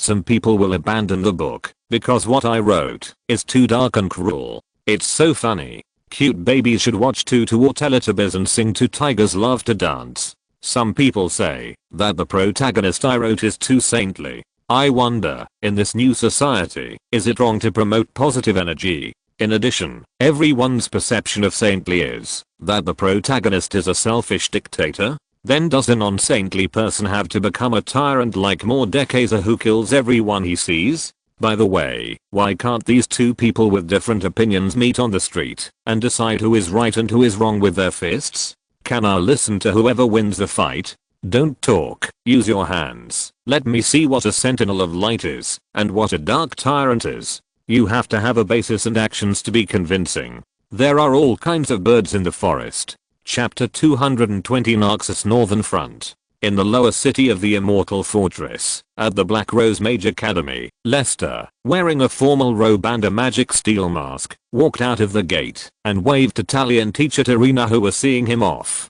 "Tally, work hard and try to complete your study tasks as soon as possible. Tarina, if you want to see me again, be careful. I don't know the magic of resurrection." "Lord Lester, I will work hard to learn from teacher Tarina." Tally held her hands in front of her chest and tried to make her firm voice. "Who uses you to resurrect?" The dead-eyed female mage rolled her eyes and was not a person who dragged her feet. After saying half a sentence, she pulled Tally's robe collar and walked back. "If your woman is not good enough, I will drive her out." "Don't say that I didn't give you face then. You are so embarrassed to say that you are great when you can't take care of Tally. TSK. Lester watched the two people leave, but he didn't leave. He just turned his back and waited for something. Sure enough, after the two female mages left, a guy with a masked face sneaked out of the Mage Academy. Turning back, the man sighed. "You're here after all. I knew you would wait for me, so I came." The masked woman stood 1 meter away from Lester. "When will you be back?" "Maybe 3 years, maybe 5 years, maybe 10 years, 20 years. Although it's a long time, I will always be back." "Is that what you came to tell me?" Shaking her head, the woman hesitated for a moment and spoke. "I don't mean anything else. I just want to see you off. Then the farewell is done. I should go." Lester turned around and started to move his feet. 1 step, 2 steps, 3 steps, and he stood still. The masked woman was still tangled in the same place, looking at a loss. The man turned around and looked at the woman who was as shy as himself and had to use a face covering thing to sneak around, and he also found it a little funny. Outside the gate, 2 people wearing black wizard robes and masks were meeting. They didn't look like good people. The fact was that neither she nor I was a good person. Thinking carefully, what the woman said, "I look like her," was not completely unreasonable. "Anyway, your scroll really helped me a lot. I owe you a favor. I know you will definitely accept it, so I gave you such a precious thing. Otherwise I would not be willing to give it up." After holding it in for a long time, the woman who didn't want to regret finally said something. "I know I may not be clean in your eyes, but can you hold my hand? I have changed my skin and flesh, and I have never held anyone's hand since then. It is no longer the same hand as before." The man was silent for a moment, but turned around. "You've killed a lot of people, right? A lot. Is it valuable?" "Yes, they have all become part of my body. To be honest, I don't think you would hate this, because I have no right to hate it. I have killed many innocent people, and my hands are not clean. How can a crow laugh at the blackness of coal? So, you can pull." "Look." The man interrupted the woman and raised his right hand. "Even if the blood on this hand can never be washed away, I will try my best to make it cleaner in the days to come. Valuable and meaningful killings should be recognized, but under certain conditions, I will try to make myself feel more at ease. The reason why people can create value and burst out huge energy is that they can change. Only dead people will never change. Taking a step back, the female mage put down her raised right hand and was silent for a long time. I understand. Every time I talk to you, it's like looking in the mirror. I always find things I've never thought about before. Thank you, and I wish you a safe journey. The female mage turned around and was about to leave, but she suddenly found that the man's arms had already wrapped around her from behind and gently hugged her. The unexpected situation made the woman's brain freeze in place, completely losing the ability to think. Do you know? I hugged a piece of rotten meat with maggots for a scroll. When the female mage came back to her senses from her daze, the man's figure had disappeared.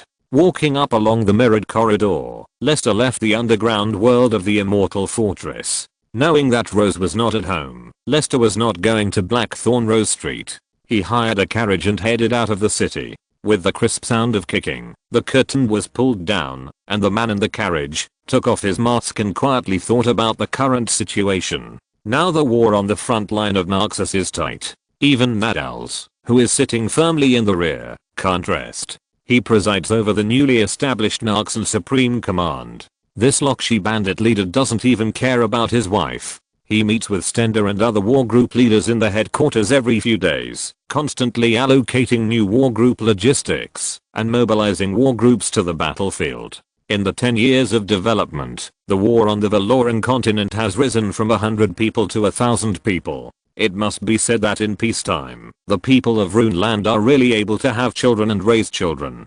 As the most important part of the Narxan faction, the Lord of the Emerald Territory naturally has the right to know the latest war situation that belongs to the highest military secrets. At the end of each meeting, the important matters decided by the meeting will be personally delivered to him by the messenger sent by Nadals.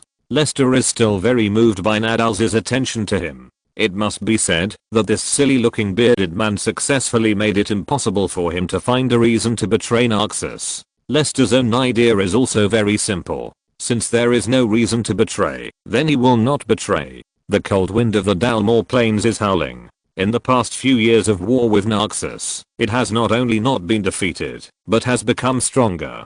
This new force that combines the advantages of the Freljord and the steppe barbarians has reached a scale of 10,000 people in its hinterland. Taking advantage of the grassland horses, the cold wind howling war mother Jelena used her wife who was born in the Dalmor Plains to form a 1,000-man cavalry-like light cavalry unit that came and went like the wind. Coupled with the cavalry-like archery skills that the steppe barbarians have mastered since childhood, the Narxans in heavy armor can only be kitted and unable to advance or retreat. If it weren't for the Black Rose mages as a backup, a big defeat might have become the norm. In addition, the heavy armored troll troops trained by the Freljord Iceborn and the Iceborn sorceresses from Lysandra. It is understandable that there has been no progress in 10 years of fighting, but why does Lysandra stretch her hand so far? What benefits does the conquest of the south bring to her ultimate goal of sealing the Big Eye? In the previous world, the Mongolian archers were an invincible force. There was a reason why the Mongols could conquer 3 continents without a rival. In Lester's opinion, unless they could find a way to restrain the light cavalry and then use the Dark Blood Demon crossbow, a strong bow with armor-piercing properties, to defeat the troll troops, Narxus could finally win this tug-of-war. Do you want to send troops to help? It was another ordinary day. In addition to typing, I also had to go to work. I was so tired after working 996. Chapter 221 Policy. For Lester himself, he is still reluctant to interfere with the natural development of Runeland. With a lot of Runeland future intelligence in hand, every interference means that the development trajectory of the world will deviate.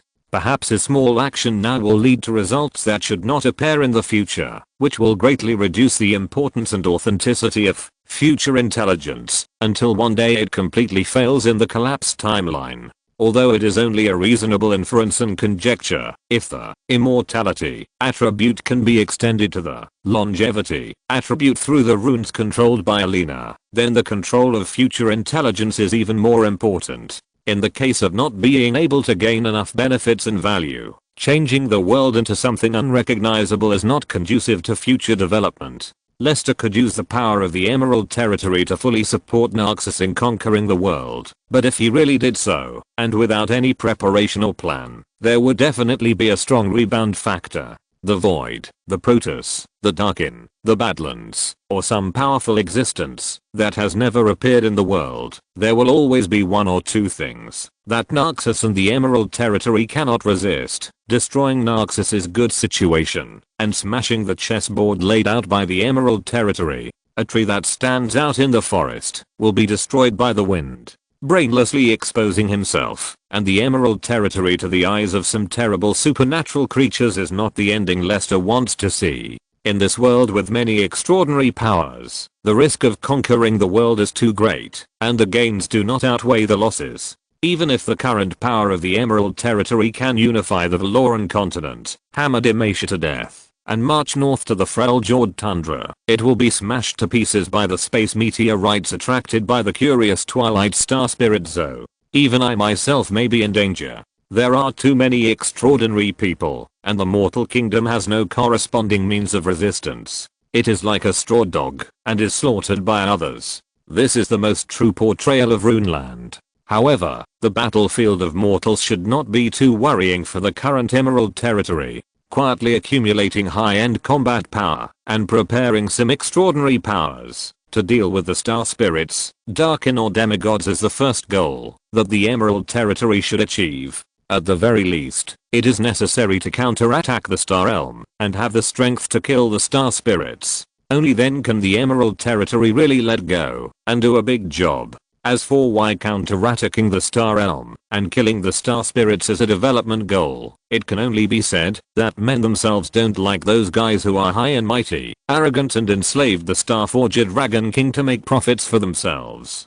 Having reached such a conclusion, Lester also determined the next course of action. Provide Narxus with sufficient logistical supplies, provide a small amount of advanced weapons that are weaker than the Dark Blood crossbow to deal with the troll troops, send a part of the elite support corps to join the expansion of Narxus, and try to avoid drastically changing the course of history. This will not only speed up the expansion of Narxus power, but also allow the Emerald Territory hidden behind the scenes to obtain the dividends of Narxus expansion. These matters need to be discussed with Nadars in person. Forget it this time. Anyway, in a few years, Narxus and the Howling Frost Wind will not be able to determine the winner, and my Emerald Territory will still have a lot of troubles. The carriage drove out of the Immortal Fortress smoothly, removed the soundproofing array, gave the coachman 10 copper coins, and walked onto a high and somewhat remote low mountain. Opening his palm and pointing to the sky, a burst of instantaneous ice element magic ball rushed straight into the sky, exploded above 100 meters, and the ice mist was filled, reflecting a beautiful colorful glare in the sun. Yes. In a few minutes, a clear and pleasant chirping sound came from the clouds in the sky.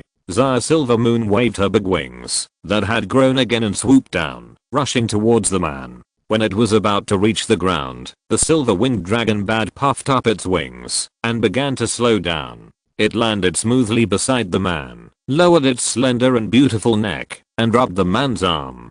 Good guy, you have grown up a lot. Woo woo. Lester made a lovely whimpering sound to please, and turned over and rode on the back of the dragon bird's neck. Let's go, Xayah, let's go back to the Emerald Territory. Eyeing the dragon bird flapped its wings and flew high, soon climbing into the clouds and flying quickly to the west. For half a month, Kiram was in a state of confusion and loss of soul. He couldn't get excited about anything and felt that everything he did was boring. Obviously, he couldn't work in this state. Harold had to give the Lord's father-in-law a long vacation to prevent the Lord from holding a funeral for himself if something happened. Harold had a clear understanding of his status. Walking on the clean and tidy Whitestone main road, Kiram slumped his shoulders and walked towards his home. Lord Kiram, good day. Fuck you. Lord Kiram, good morning, you. Speaking words that he didn't understand, he responded to acquaintances who greeted him enthusiastically along the way.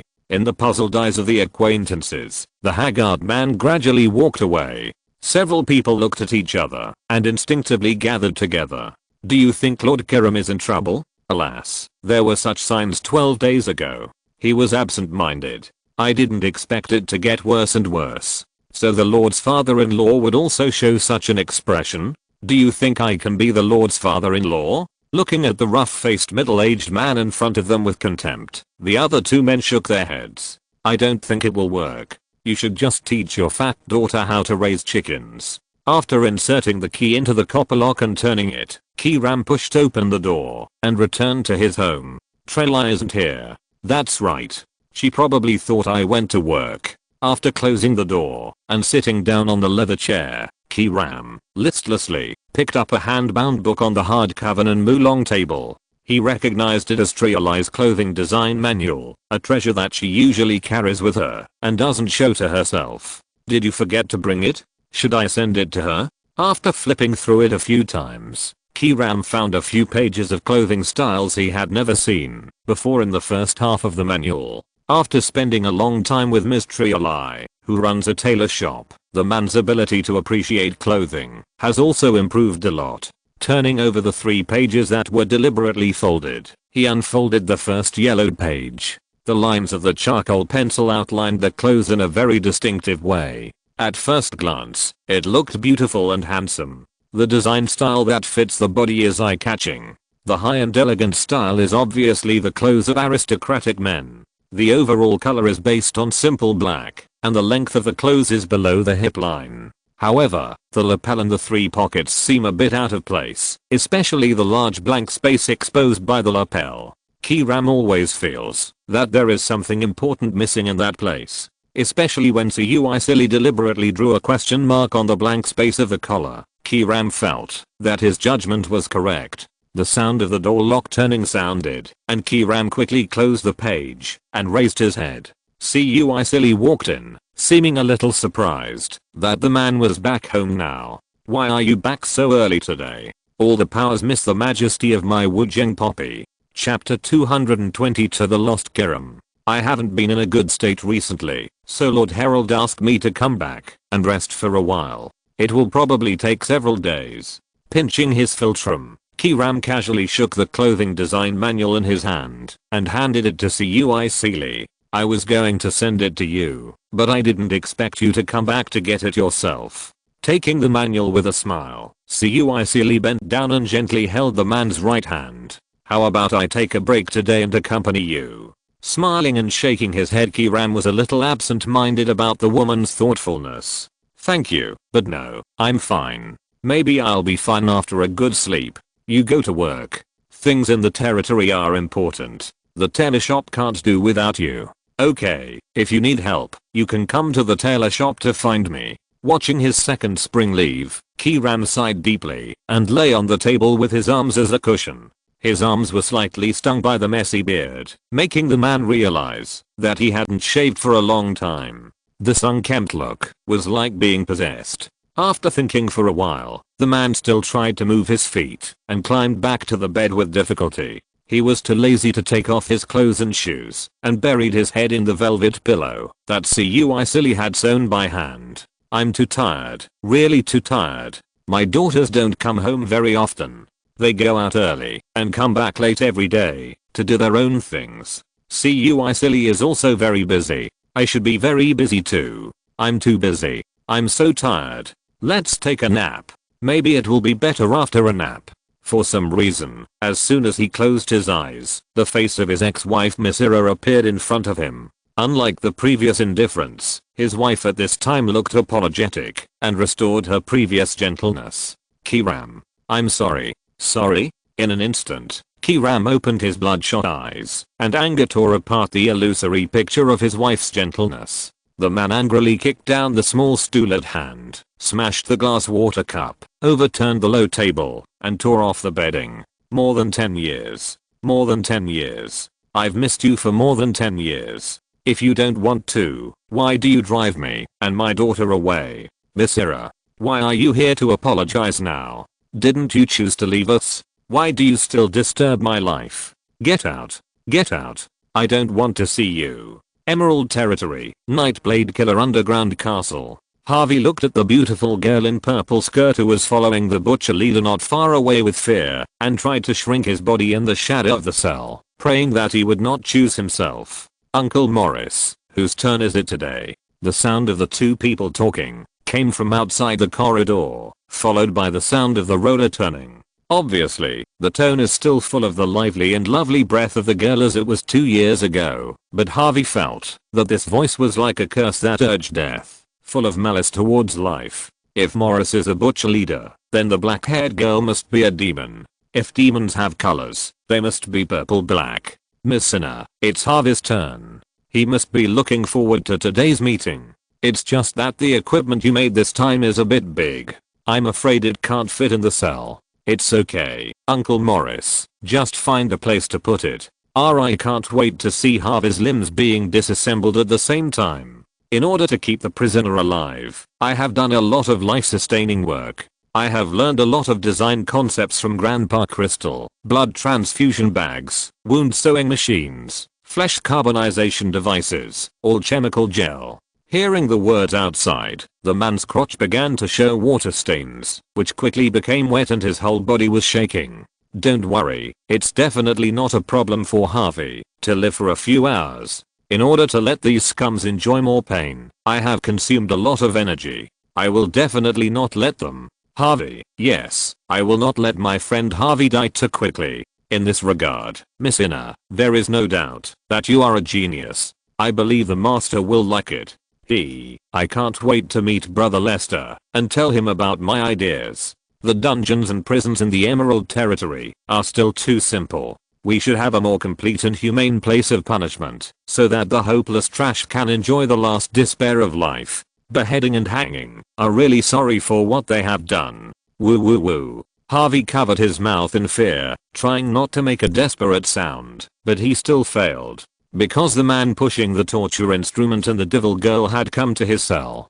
Compared with 2 years ago, the purple dress had more blood drops, chains and jagged black patterns. The girl's tall and big chest stretched the dress tightly, creating a tense feeling that was about to burst out. The short hair was neatly scattered around her ears, protecting her delicate and beautiful ears. The overly iconic eyebrows and eyes were like the Pandora's box carefully decorated by the creator. Under the beautiful appearance, there was a fascinating and desperate evil spirit. In front of Harvey, who was curled up in a ball, the girl bent down and politely waved her white and slender hand, like a naughty lady. You are Harvey, let's make friends. Harvey, can you tell me your story? No, don't come over. Out of sight, the huge and complex torture instruments were loyally guarded by the devil. The cold-blooded butcher slowly picked them up from the cart and placed them on the wide floor tiles outside the cell, with a mess of things such as wooden shackles, bone-breaking knives, pullers and saw teeth.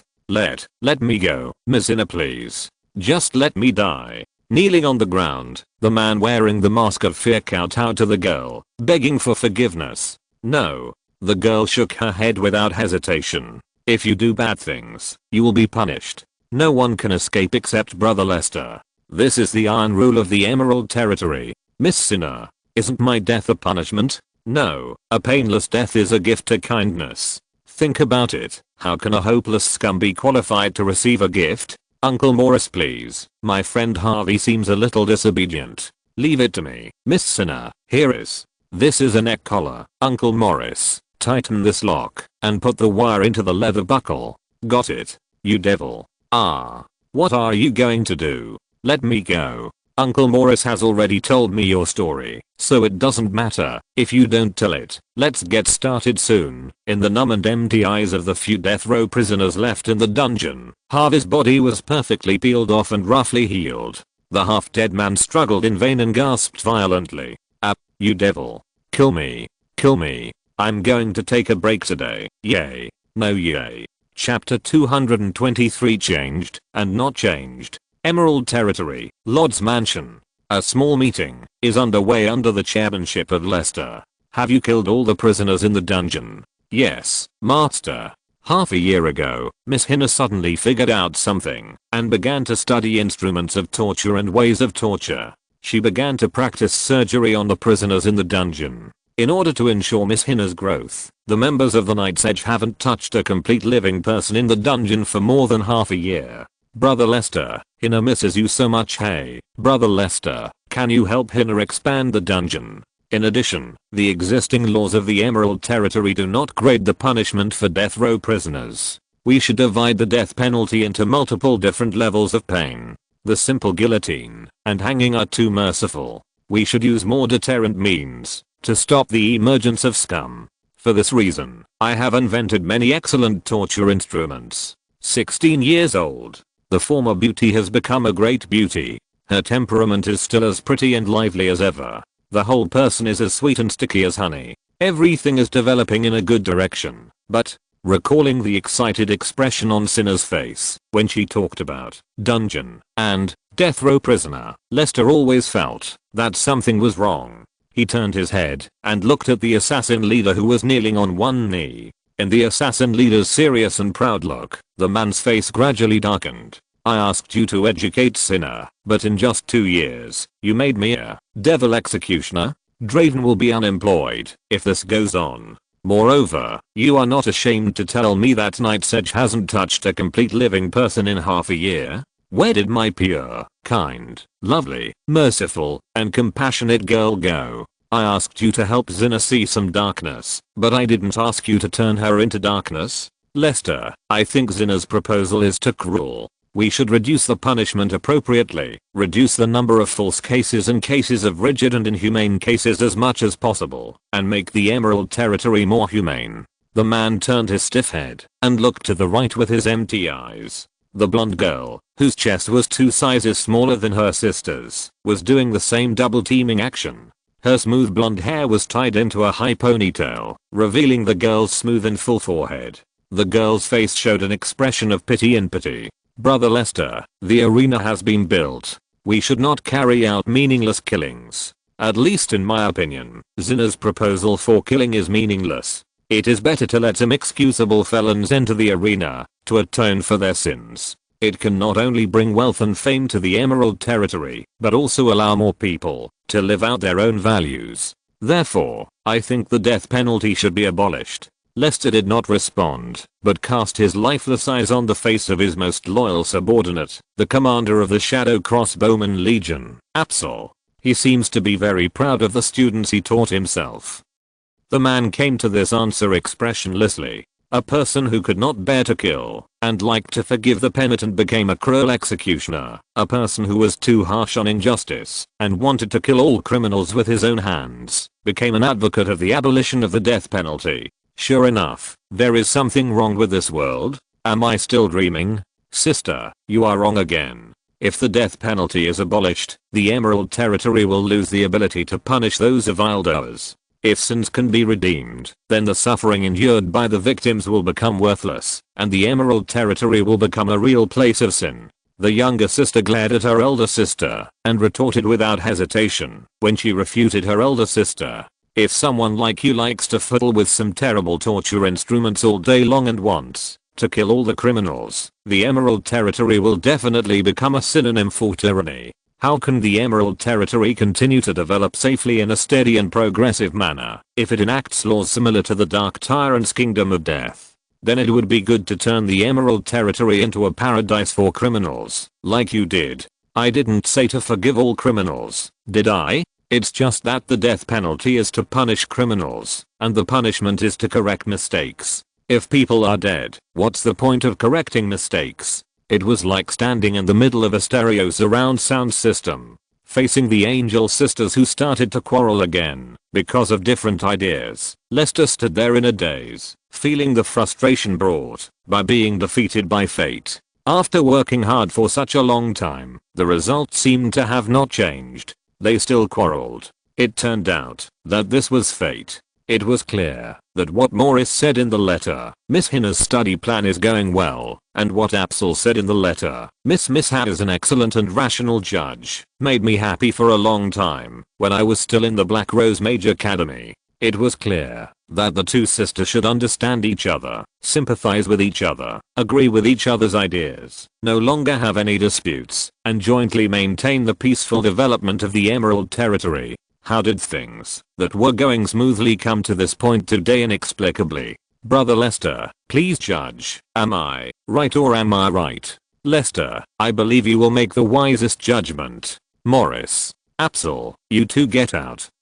Staring at the Lord surrounded by black air, the two looked at each other and finally realized something was wrong, and their hearts skipped a beat. Although the Lord's expression could not be seen through the mask, but it seemed that the Lord was not very happy. Sensing a fatal threat from the fear of death, the two wiped the cold sweat from their foreheads and hurriedly took their leave. Yes, Master. Understood, Lord Lester. After the two left, the door closed. The two looked at each other and quickly put their ears to the door. Lester trembled and took off the magic steel mask on his face, put it on the table, and slowly sat on the chair. The two young girls also noticed that something was wrong, and their arrogance was restrained a lot as the man's expression changed like a mask. Zinna. Regaining his composure, the man patted his left thigh indifferently, showing the aura of the head of the family. Although she was a little puzzled as to why the man had such an expression, the girl did not hesitate and sat on it skillfully, hugging the man's neck.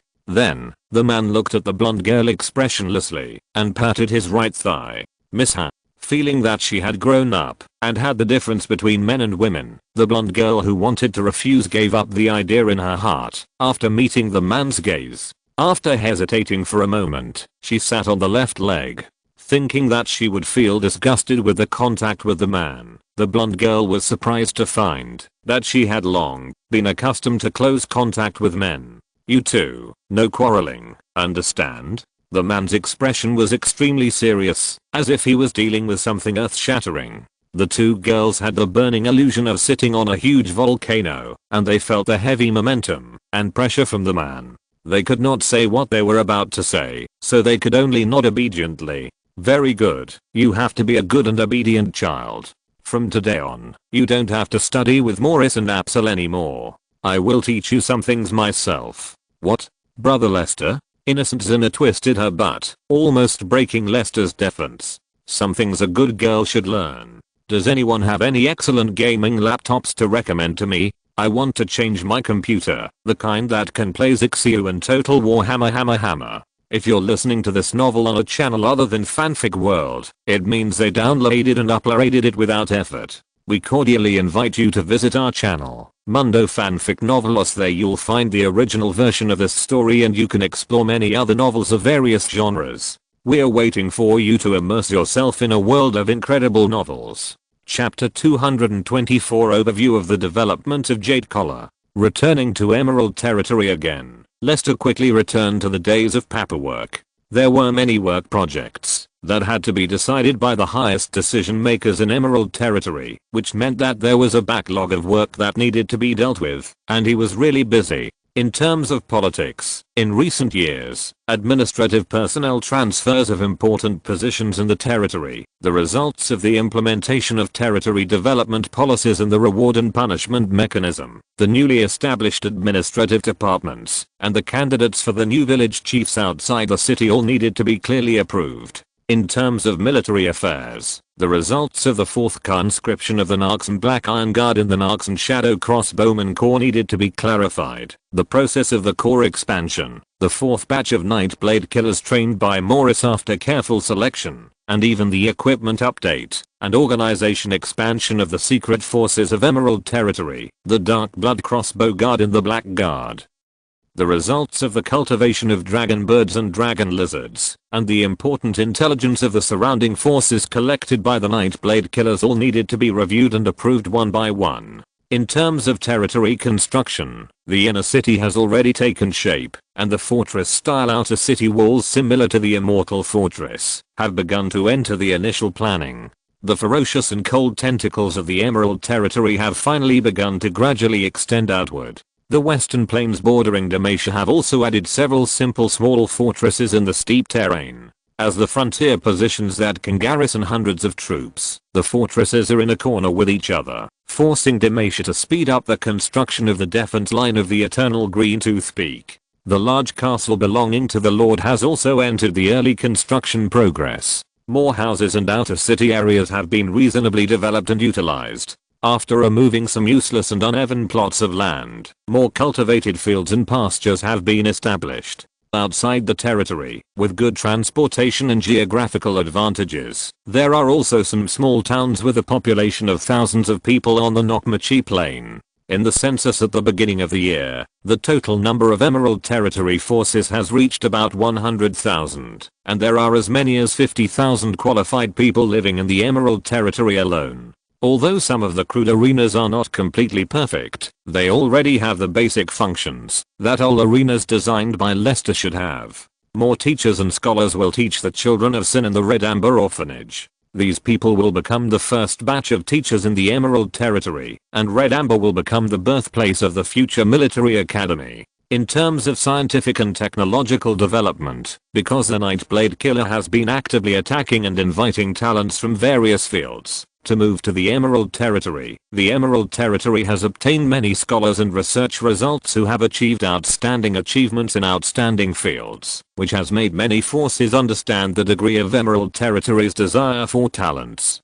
With the help of ancient Shurima, the Emerald Territory has made great progress in astronomy, navigation, astrology, engineering, and shipbuilding. It has the ability to build large shallow sea ships, and has better choices and planning methods for repairing castles and strong walls. Especially in the field of machinery, the engineering researchers led by Huas Ishu absorbed and blended the design concepts of the war machinery manufacturing device of some ancient underground ruins, and invented many semi-automatic mechanical devices. Using the water conservancy of the galaxy, it can automatically irrigate farmland and fruit trees with water wheels, and windmills that can work automatically with wind power. A mechanical city defense crossbow was also designed. The gear and pulley belt transmission principle used in it can complete the work of stringing and loading in a few seconds with very little manpower, reaching a shooting frequency of 4 rounds per minute. With magic steel, or refined iron as the crossbow arm and crossbow arrows, it is powerful. After solving the transportation problem, it is enough to break the city and slay the dragon. The maintenance of the rune energy converter has entered the late stage of experimentation, and will soon be useful. In terms of economic development, by trading sophisticated weapons, food and fine handicrafts to surrounding forces, the Emerald Territory has accumulated a large amount of Shurima gold coins that have no way out, so that large transactions between Demacia, Naxos and some small forces in Shurima seem to be a bit stretched with Shurima gold coins, and they start to pay for silver coins with shame. In order to continue trading, many forces in Shurima frantically began to dig ruins and tombs, hoping to obtain more ancient treasures. Even so, it is sometimes difficult to maintain consumption. Therefore, many forces with precious metal mines began to consider the issue of coinage, but the Emerald Territory did not agree with the crude things produced in small workshops, which made the big merchants in Shurima hate it, but they could do nothing about it. For this, Leicester decided to put the plan of coinage on the agenda. Economic war with currency as the medium is a real man-eating monster that eats people without spitting out bones, which is much more terrible than conventional war. Among many matters, Leicester deliberately marked several matters that need to be paid attention to. First, Leicester found that the Emerald Territory had a very large demand for nightclub waiters. Margaret even proposed to let all female prisoners serve as nightclub waiters to spend their sentences, which made Leicester speechless.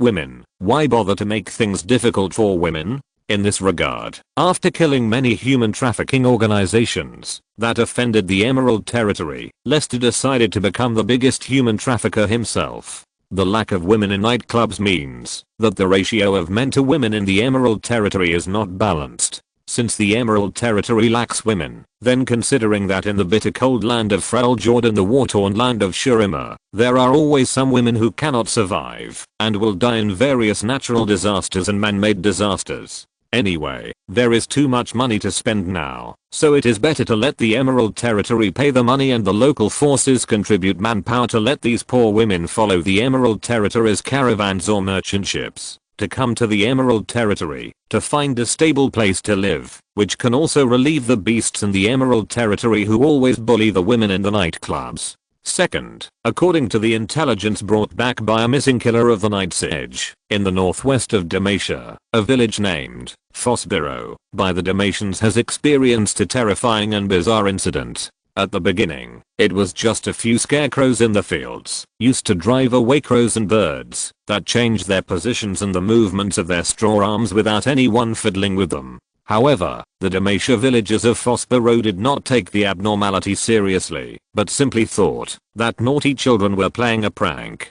3 months ago, someone heard the voice of his dead relatives while plowing in the fields in the evening. Later, some villagers said that they saw something unclear running around in the fields, which seemed to be ominous crows. The villagers finally realized that something was wrong and began to say that an evil magician had come to the village and destroyed the harmony of the village with disgusting and dirty magic. The angry villagers called in the magic suppressing guards, who checked the villagers one by one with magic suppressing stone discs. I buried my equipment deep in the ground in time and escaped the search. The final result was that there were no magicians in the village, no magical fluctuations in the wheat fields, and no signs of wizards casting spells. It was also at this time that I began to pay attention to the anomalies in the village. I thought that I might find something special, perhaps a magic item, a hidden wizard, or something else. So I stopped, said goodbye to my companions, and chose to stay alone in this village, called Fossborough, to investigate.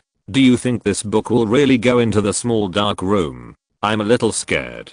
Chapter 225, The Strange Incident of Fossborough. Although the village chief Bert wanted the Forbidden Magic Guard to investigate this anomaly and find out the truth, the high and mighty Forbidden Magic Guard didn't care. For them, only magicians were worthy of investigation and hunting, and they didn't care about anything else. The village chief had no choice but to give up and lead the villagers to bid farewell to the guys with strange stone plates on their chests. I think if it was in the Emerald Territory, there would definitely be someone to deal with such things. Thinking of this, I couldn't help but feel sincerely satisfied that I could serve the Emerald Territory and obey the master. After the magic banner left, the villagers breathed a sigh of relief. Following the warning of the village chief Bert, they put aside the previous abnormalities and anger towards the magician, and continued their lives as if nothing had happened. As they thought, the village returned to peace for nearly a month. Only I could see that under the peace were many frightened villagers.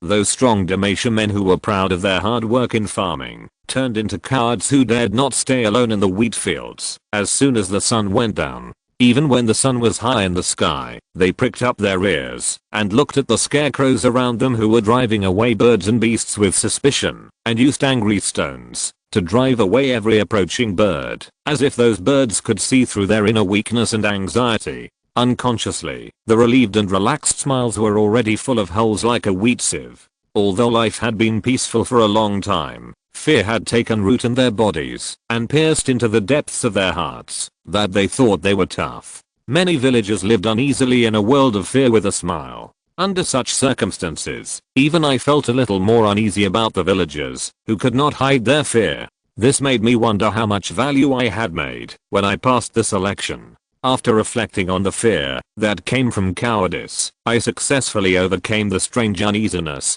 I wanted to thoroughly understand the abnormal events that happened in Fossborough village, and what the truth behind them was. The situation soon changed during the autumn harvest. Edgar disappeared in the wheat field. When his wife and daughter confirmed his disappearance, it was already late at night. His wife Maya left her daughter in the house and went to find the village chief Bert alone. She told the elderly village chief that her husband had not returned all night. I followed Maya and watched her gather dozens of male villagers under the leadership of the village chief Bert, holding torches and heading for the wheat field. I mixed into the team and felt that the flowers called fear had bloomed on the faces of the male villagers around me. This made me sure that Edgar's disappearance must be related to the fear that never appeared. Only a master who can easily play with people's hearts can make emotions that have been brewing for a long time burst out. I know that I will soon find this hidden master and peel him off from the inside out. I can even bring him back to the Emerald Territory and make him a most perfect psychological insight teacher to serve the master in the Emerald Territory.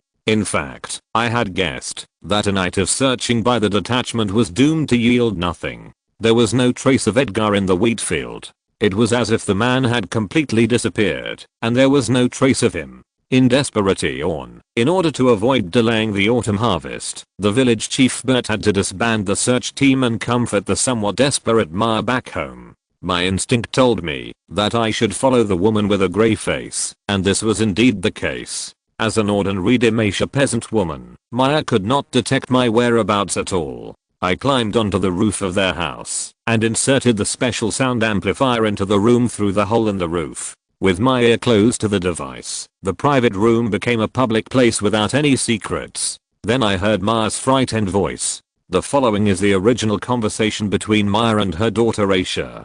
Because Fospero's Dalmatian language has a bit of a complicated northern dialect, there may be some differences in the translation into Naxan, but the general meaning will not be wrong. Please believe in my language skills. You said you heard Dad knocking on the door? The woman's voice was like a pheasant with its neck strangled, sharp and at a loss. I'm sorry, I have to use clumsy words to express the woman's emotions, because it is too impressive. Mom, it's true. Dad is outside the door. He said he can't come back, and we need to open the door to find him. Mom, let's look for Dad together. The little girl named Aisha seemed to really think that her father was just lost. She didn't know how much shock and fear her innocent voice caused to her mother. But to be honest, even I, who have a heart as hard as iron, broke out in a cold sweat after hearing the words from the cute little girl. Aisha, what did your father tell you? Are you sure that it was your father and not someone else? The woman was still struggling in the quagmire of doubt, trying to find a little possibility to give herself courage. Mom, how could I not recognize Dad's voice? Dad said he couldn't find the way and couldn't find his home, so he asked me to go out and find him. But when you left, you locked the door from the outside, and I couldn't open the door. I could only hear the sound of Dad knocking on the door. Dong dong dong, dong dong dong, knocking on the door again and again. Mom, Dad is so pitiful, he can't even go home. Although I could only hear the sound, I didn't need to see it to know that the woman's face at this moment was probably paler than the snow in Freljord. I could even hear the sound of the woman's joints shaking in fear. But, Aisha, your father has the key. How can he not go home? And didn't you open the door for your father? As soon as the woman finished speaking, the room fell into silence. The silence lasted for about 5 seconds. Even I noticed something was wrong and began to sweat on my forehead. Finally, the girl's voice sounded again. The innocent and crisp sound made the weird atmosphere dissipate a little, and I felt a little relaxed. Yes, I opened the door. But, Dad should have the key. Dad would use the key to entertain many friends at home. In that case, why can't Dad open the door and enter his own home? Does it mean that Dad has lost his key? But, maybe, Aisha, it's late. It's time to go to bed. Listen to Mom. Go to. Dong dong dong, the wooden door was knocked. In just a moment, all the hairs on my body stood up. It was just 3 normal knocks on the door, but my legs trembled unconsciously because I found that the knocks were no different from the onomatopoeia the little girl had just said, and even the interval rhythm was the same. If this was true, it meant that the person knocking on the door should be Edgar, who had been missing for a few days. Intention. I rubbed the sweat from my palms and waited for the development of things. At the same time, in the sound amplification device, the room fell into silence again. Knock, knock, knock, as if confirming that someone was home. The knock on the door sounded again without any change, and in the silence, it was overbearing to make the person in the room open the door and welcome itself in. It's Dad from the sound of the knock, knock. End of this chapter. Thank you very much for reaching the end. Don't forget to like. Looking for more exclusive content and immediate access? Subscribe to our Patreon. Remember, every like, subscription, or donation encourages us to continue. Thanks to everyone. See you in the next video.